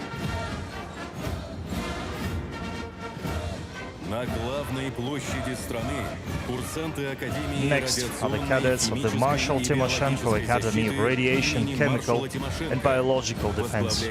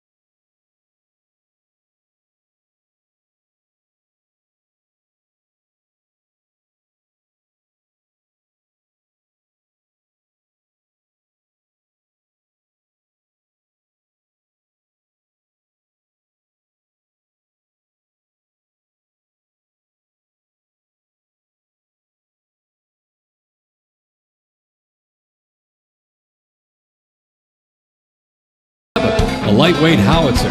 These lightweight howitzers may not look particularly lightweight, but are made from titanium. They are 7,000 pounds lighter than their predecessor, the old M198. Used by the Army since 2005, the M777 is currently being used in Ukraine. Weighing only 4,700 pounds, the M119 howitzer is smaller and is used by infantry brigades, particularly for air assault missions. It was first used in Operation Desert Shield and Desert Storm in 1991 and is also seeing active use in Ukraine.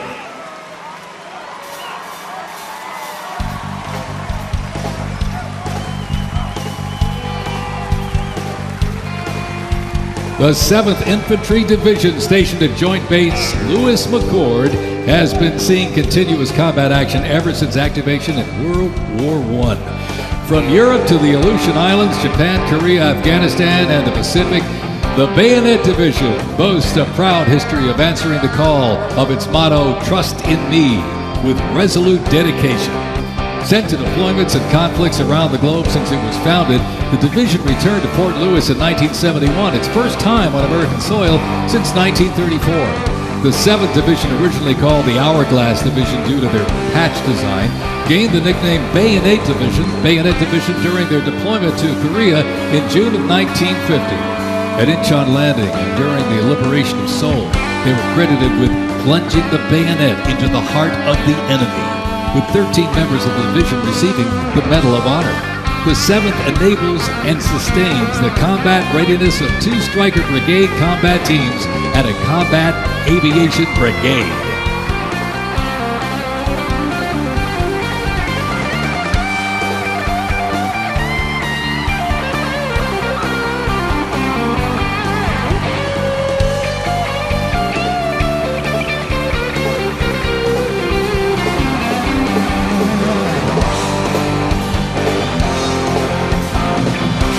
With the American soldier, the cornerstone of everything the Army does, we are continuously transforming. Army careers span the spectrum from attorneys to astronauts and mechanics to engineers. The Army's greatest asset is our people, the finest men and women our great nation has to offer, with a myriad of talents that make us stronger. Aside from its people, the Army's next greatest asset is its technology and equipment. Coming up next, these vehicles offer a glimpse of what the Army employs for readiness and battle. The portable howitzers and the portable Abrams tank were used extensively in the Gulf War, along with Bradley tanks and the infantry squad vehicle. The ISB provides enhanced tactical mobility of an infantry brigade combat team. This allows commanders greater freedom of movement and action. The ISB provides the warfighter with increased flexibility to ensure infantry units maintain momentum to achieve mission success.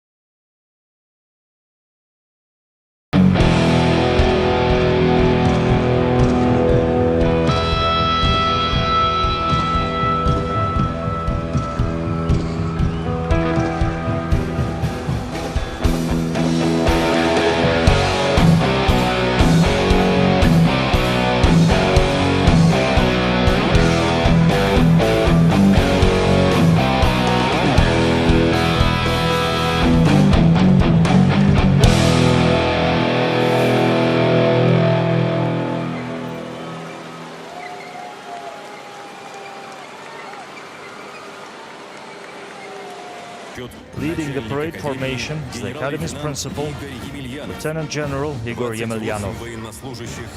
28 servicemen of the chemical troops have been named heroes of the Soviet Union. 5 have been awarded the title of the Hero of Russia. Next are the servicemen of the 38th Railway Brigade. Leading the parade formation is the brigade's commander, Colonel Igor Orlov. During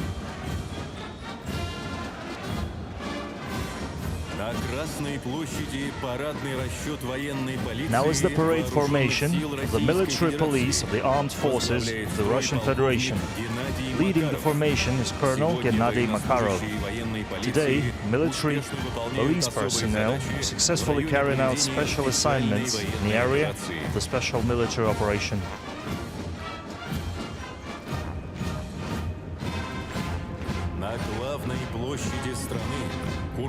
Next are the cadets of the Civil Defense Academy of the Russian Federation, Russian Ministry for Emergency Situation, named after Lieutenant General Mikhailov.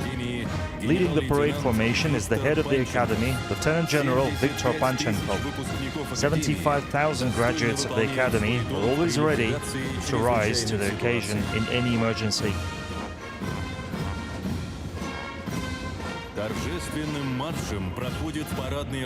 Next is the parade unit of the Dzerzhinsky separate operational division.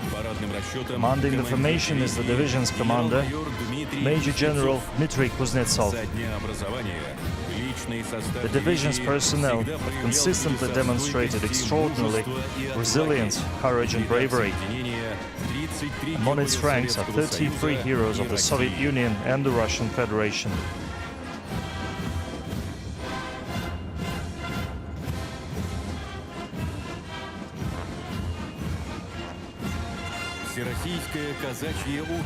You can now see the All-Russian Cossack Society, represented by parade formation of the Terek Cossack Host and the Great Don Army. Leading the formation is Vitaly Kuznetsov, Ataman of the All-Russian Cossack Society. More than 45,000 Cossacks are honorably defending Russia's interests in the special military operation. 11 of them have been awarded the title of the Hero of Russia.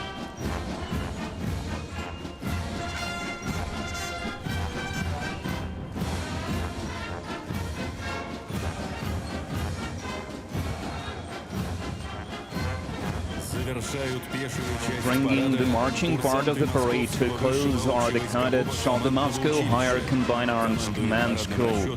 Leading the parade formation is the school's principal, Major General Roman Benikov. In the harrowing year of 1941, the school earned eternal glory for the unmatched bravery of the Kremlin cadets, who gave their lives holding the fascist advance right outside the capital.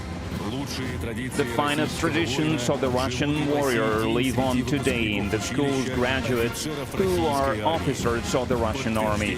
As a testament to this legacy, 135 alumni of the school have been awarded the titles of the Hero of the Soviet Union, Hero of Socialist Labor, and Hero of the Russian Federation. Of these, 28 have earned the honor for their heroism during the special military operation.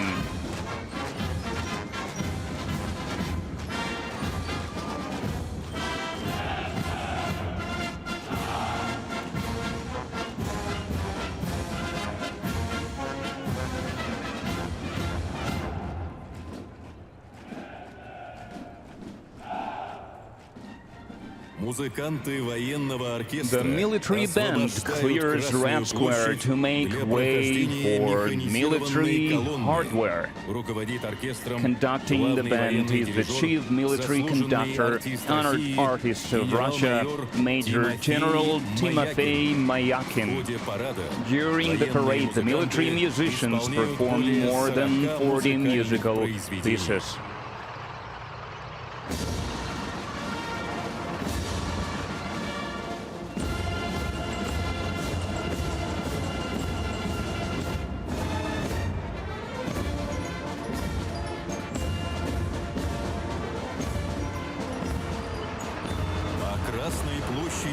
The mechanized column begins its movement across Red Square.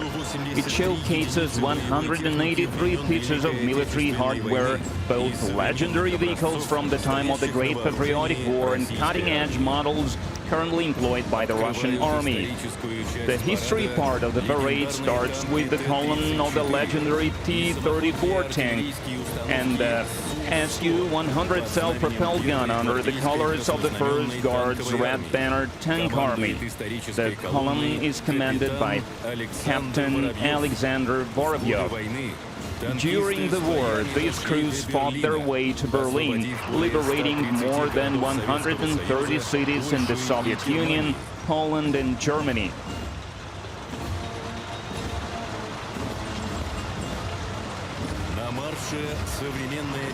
Now entering Red Square are Russia's contemporary armored vehicles. You can now see the 16th Independent Guard Special Forces Brigade's column of all-terrain multi-purpose Tiger-M armored vehicles and multi-purpose armored vehicles with enhanced protection. Leading the formation is Senior Lieutenant Vladislav Minchenko.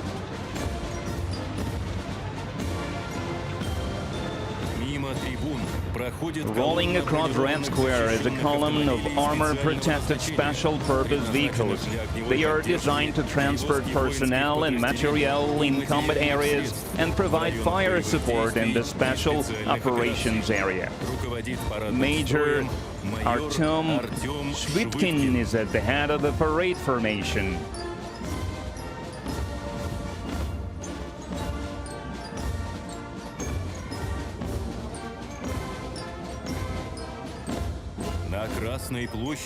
And now, special armored vehicles with 4x4 wheel drive, as well as Linza armored field ambulances.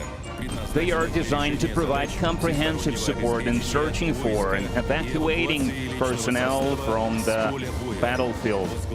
The column is headed by Major Mikhail Yahamov.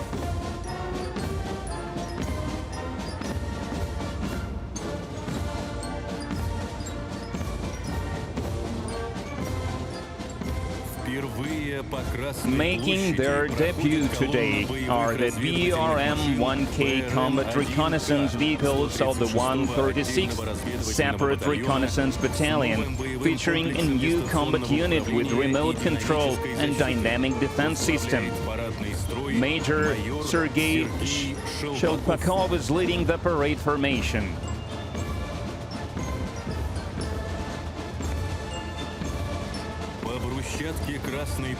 You can now see,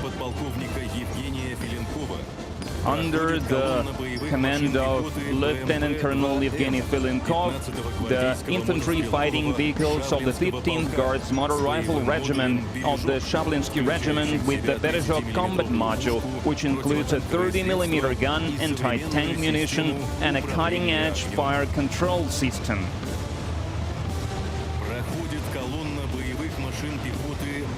Rolling across Red Square now is a column of infantry fighting vehicles BMP-3 and advanced IFVs on the Kurganets 25 track platform with the Epocha combat module of the 27th Guard Sevastopol Motor Rifle Brigade. Lieutenant Colonel Stanislav Zhukov is commanding the parade formation. Infantry fighting vehicles have become reliable assistance for motorized infantry in combat conditions.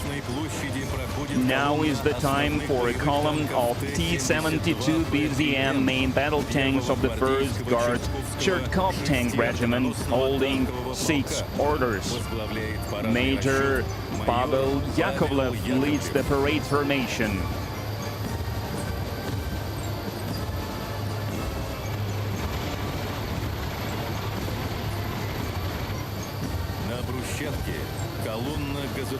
Next is a column of gas turbine-powered E-80 BVM tanks from the 12th Guards Shepetovka Tank Regiment, led by Major Alexander Gabarayev.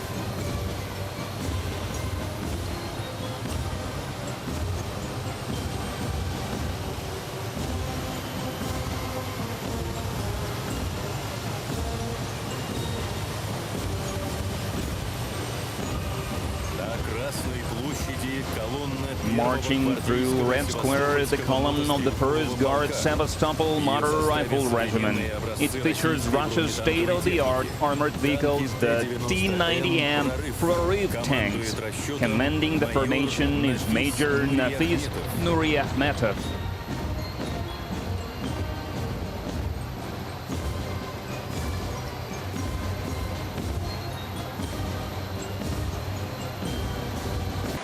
When duty calls, U.S. Army soldiers don't just answer, they lead. From Fort Bragg, witness a powerful demonstration of strength, purpose, and the unmatched capability of today's Army.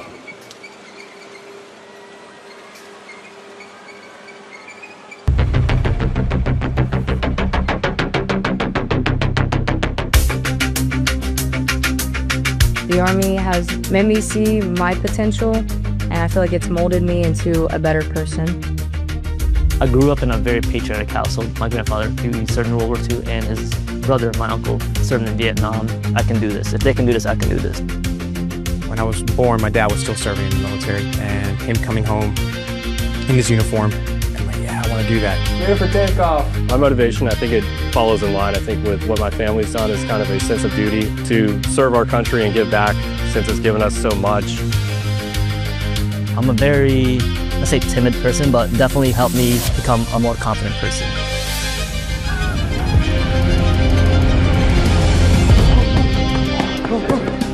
Working with a group with my peers, it really shows how much working with a team can strengthen you. All right, ready to go? I drive a lot of purpose from serving others. I think serving something bigger than myself gets me out of bed every day. If you follow it up,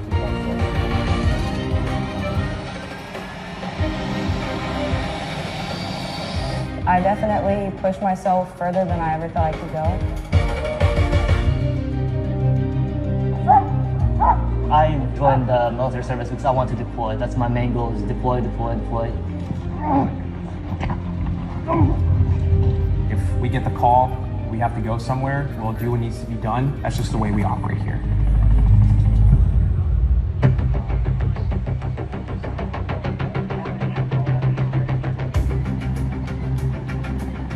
This is one of the few jobs in the nation where we all take an oath to say, I'm willing to put my life on the line for you, and they're willing to put their life on the line for me.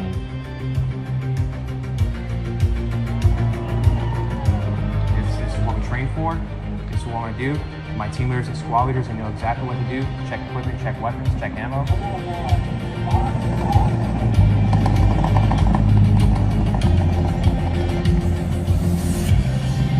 We're always ready to deploy within 18 hours and handle the mission at task.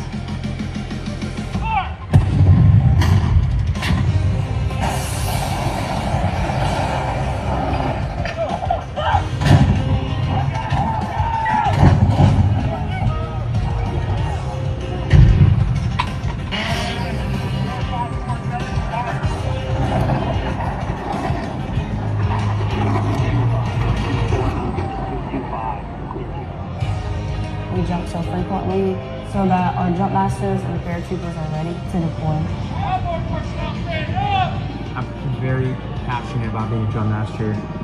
Paratroopers, they see you and, you know, they believe in you. I love to instill that confidence with my passion into those paratroopers. It's a rush. It's great. Drop and clear for personnel drop.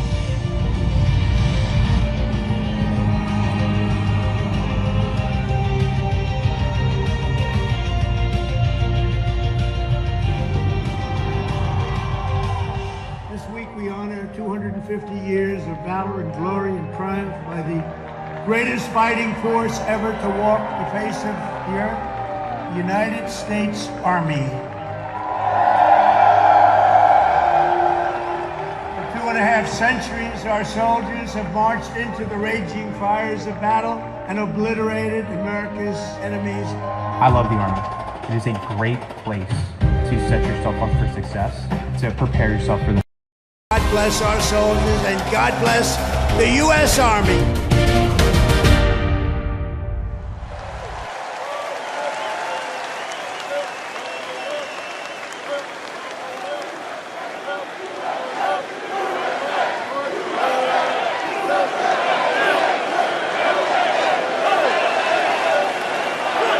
Joint Base Elmendorf, Richardson, Alaska is the home to America's Arctic Angels, who execute expeditionary operations worldwide, conduct multi-domain operations in the Indo-Pacific Theater and the Arctic, and on order decisively defeat any adversary in extreme cold weather, mountainous and high-latitude environments through large-scale combat operations. The Angels are the Army's only Arctic division. Masters of Arctic warfare, the 11th serves worldwide in all climates. Established in November of 1942, the Angels of the 11th Airborne Division led the way in the Philippines during World War II and spearheaded an amphibious invasion of Luzon and distinguished themselves during the liberation of Manila. After periods spent inactive and stationed in Germany from 1963 to 65, the division operated as the 11th Air Assault Division with the mission of testing and refining the Army's helicopter-centric air mobility doctrine. Activated once again in June of 2022, they remain dedicated to defending America's interests throughout the Arctic, in Alaska, and beyond. The 11th Airborne Division, America's Arctic Angels.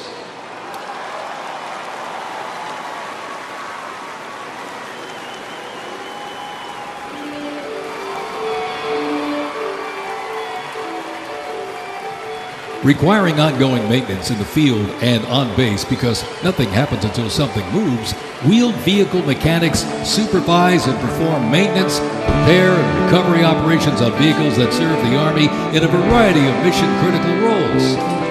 Included in the array of mobile artillery such as Paladins and the Abrams tank is the Joint Light Tactical Vehicle known as the JLTV. It's highly adaptable, providing protected and sustained mobility for personnel and payloads. The JLTV is known for its off-road capability while providing armor against small arms and improvised explosive devices. The JLTV, right there.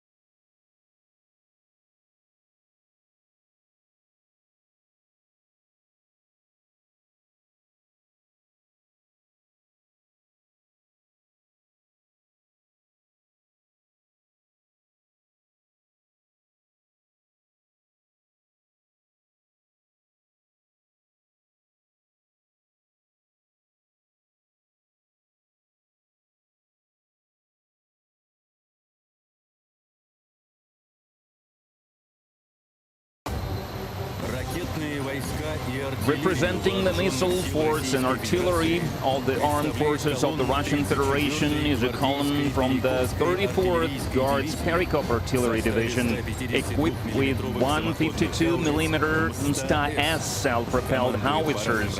Commanding the parade formation is Major Mikhail Sizov. The combat capabilities of these self-propelled howitzers allow the crews to destroy enemy outposts and military equipment at maximum range and in minimal time.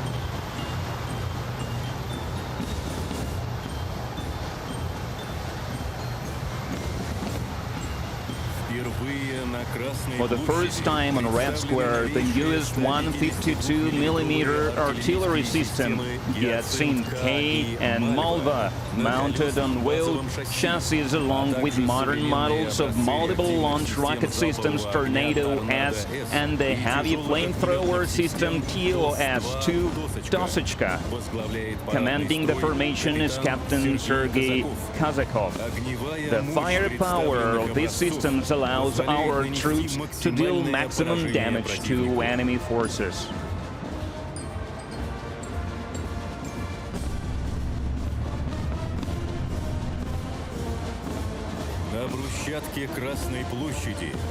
Now on Red Square, a division of high-precision Iskander M missile systems from the 448th Missile Brigade, named after weapons designer Sergei Nepovedinin, and the 112th Guards Novorossiysk Missile Brigade, whose military exploits have been recognized with 7 decorations. Leading the ceremonial formation is Major Alexander Moiseyev.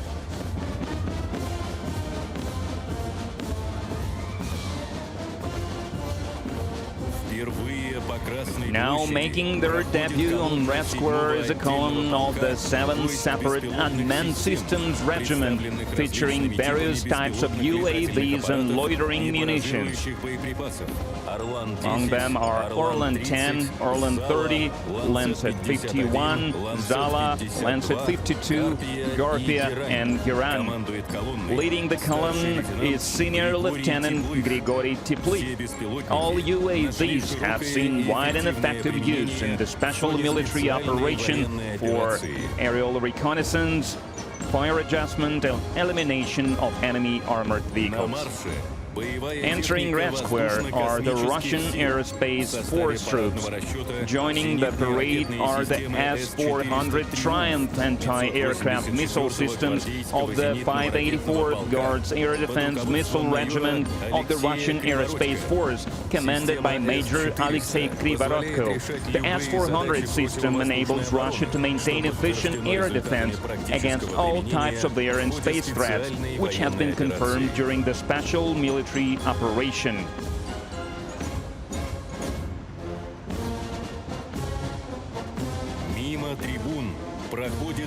Next to join the parade are the airborne troops. The 106th Guards Tula Airborne Division is parading on Red Square in multi-purpose armored personal carriers called Rakushka, or Shell. The formation is commanded by Major Sergei Ovchinnikov. The possibility of joint landing of personnel in combat vehicles at any point of combat operations allows paratroopers to complete the most challenging tasks.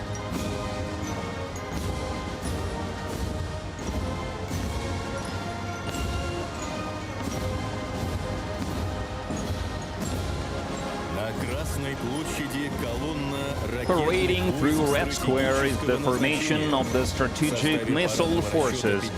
First is the parade formation of the 54th Division with autonomous launchers of the Yars missile system. Lieutenant Colonel Vasily Menchenin is commanding the formation. The Yars missile system is capable of concealed deployment and overcoming both current and future missile defense systems. Missile units equipped with Yars systems are the backbone of Russia's mobile nuclear force.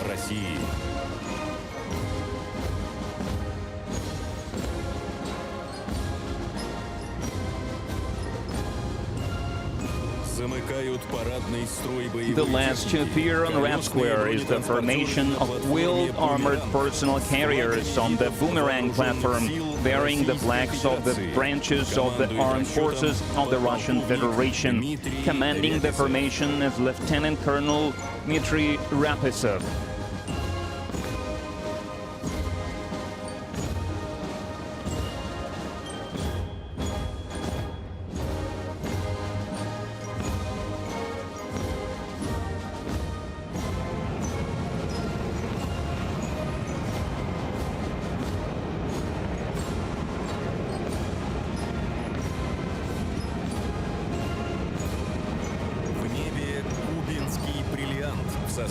In the sky, we see the Kubinka Diamond Formation performed by the renowned aerobatic teams, Russian Knights and Sweeps, flying Su-30 and MiG-29 fighter jets. Leading the group is Colonel Andrei Alexeyev.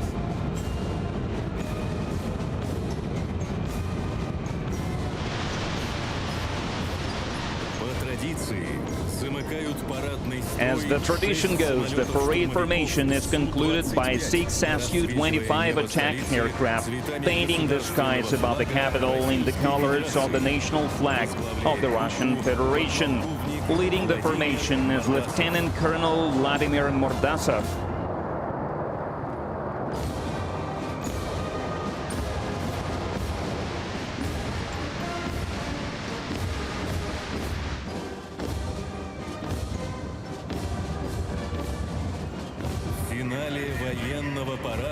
At the finale of the military parade, the combined military band will perform the song Victory Day.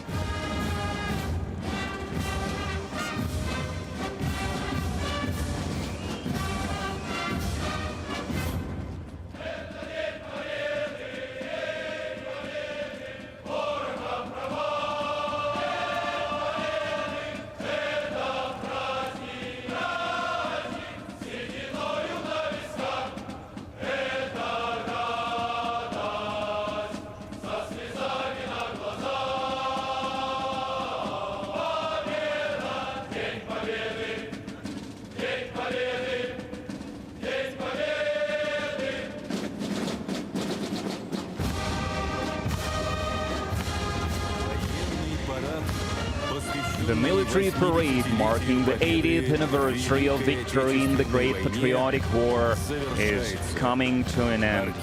The military band is leaving Red Square.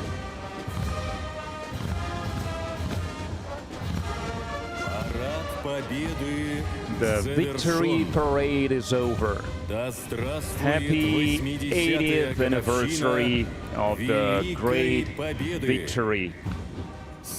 Glory to the veterans of the Great Patriotic War. Happy Victory Day to all Russians. Hurrah!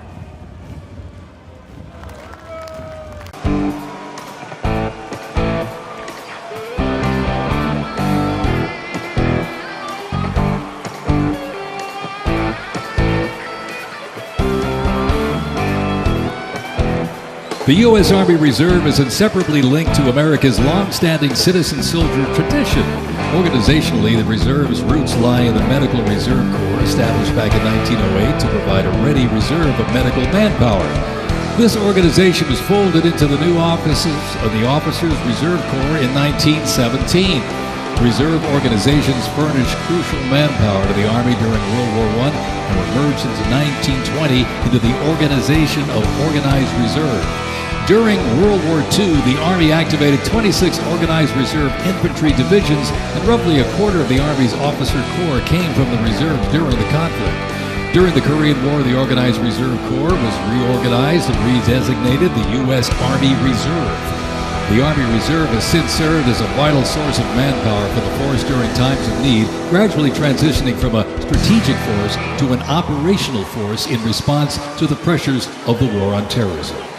In the 170,000 Army Reserve soldiers and 11,000 civilians serving their home communities and, when needed, they can quickly mobilize. The Army can't deploy, they can't fight or win without the Army Reserve. They are an important component of Army readiness. Let's have a big hand for the Army Reserve.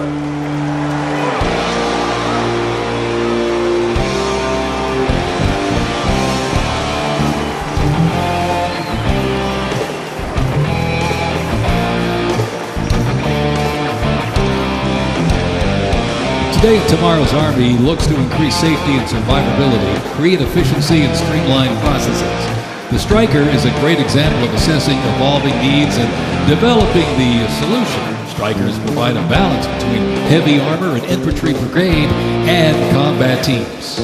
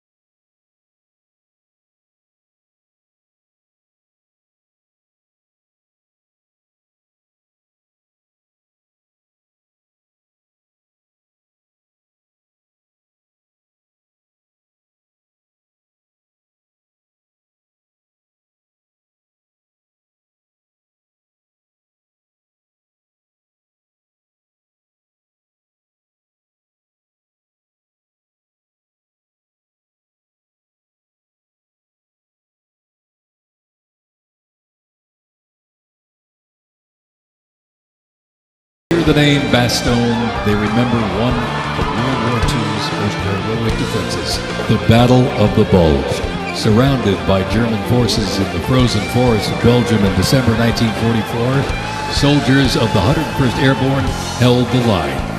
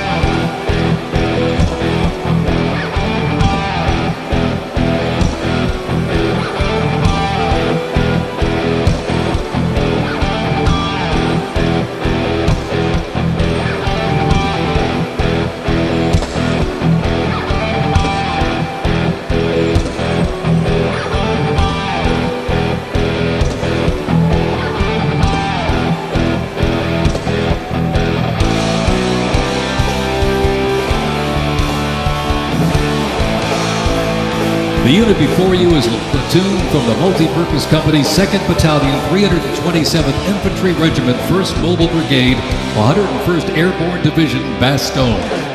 They are showcasing the Army's Transformation in Contact Initiative, a program that allows the Army to rapidly test, evaluate, and equip our soldiers with the newest technologies.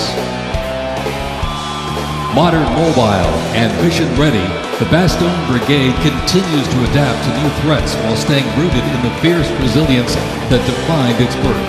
They are carrying the next-generation squad weapons, the XM7 and XM250, both equipped with the XM157 optic.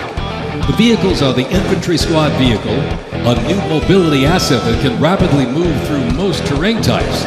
The trailer is the S-MET, and it's capable of carrying heavy loads under its own power through restrictive terrain. This platoon is equipped with 3 types of small unmanned aerial systems. They are the Ghost X, located on the S-MET, the C-100, and right above us there, the X-10D, which are flying above the formation right now.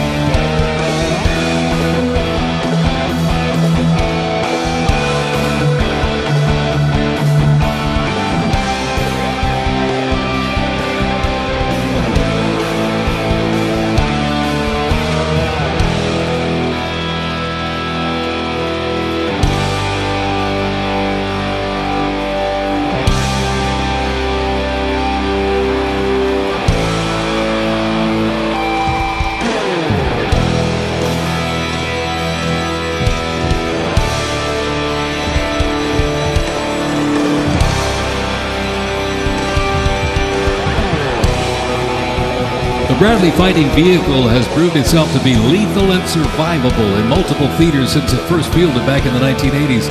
Designed as a troop transport tank killer and to match speed with an Abrams tank, the Bradley is a fierce fighting machine. The Bradley accompanies American troops often with the M1A1 Abrams tank, nicknamed the Beast and Whispering Death because of its firepower, accuracy while moving, and its stealth. Together, they offer mobility and firepower, a fearsome combination.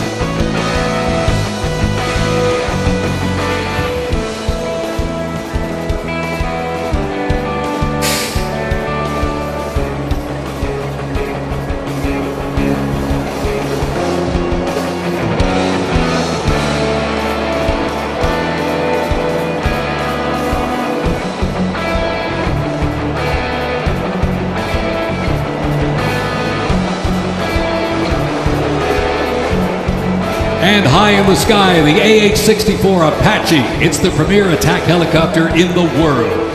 The Apache entered service in the mid-1980s and continues to evolve and modify to meet worldwide threats. It can deliver intense fire on the battlefield with an array of aerial rockets, guided Hellfire missiles, along with 30mm cannon fire. The aircraft you see here is configured with a sophisticated targeting radar system and can operate in poor visibility and in the black of night.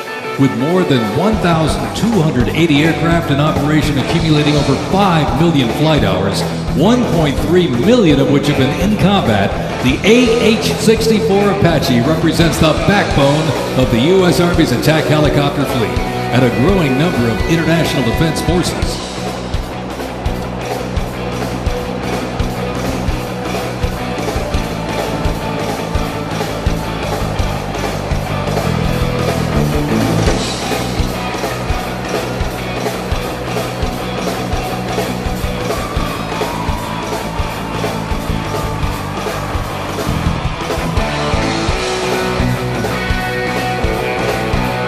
Special thanks to our sponsor, Lockheed Martin.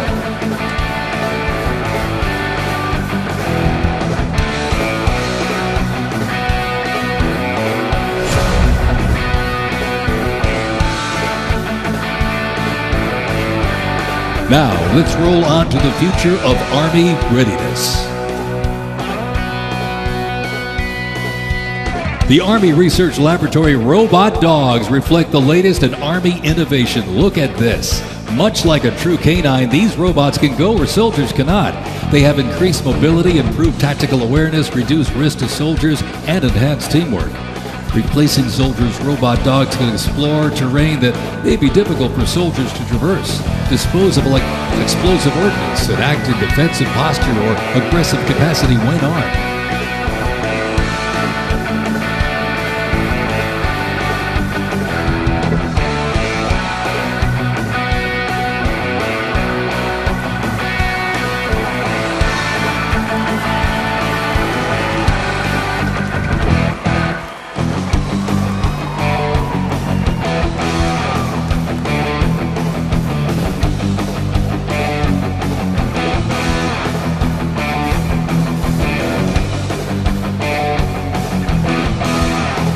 The Ghost Robot Dog is another innovation that can adapt seamlessly for various missions from recon to bomb recognition. These dogs reduce risk and support soldiers completely in high-stakes missions. They have a standard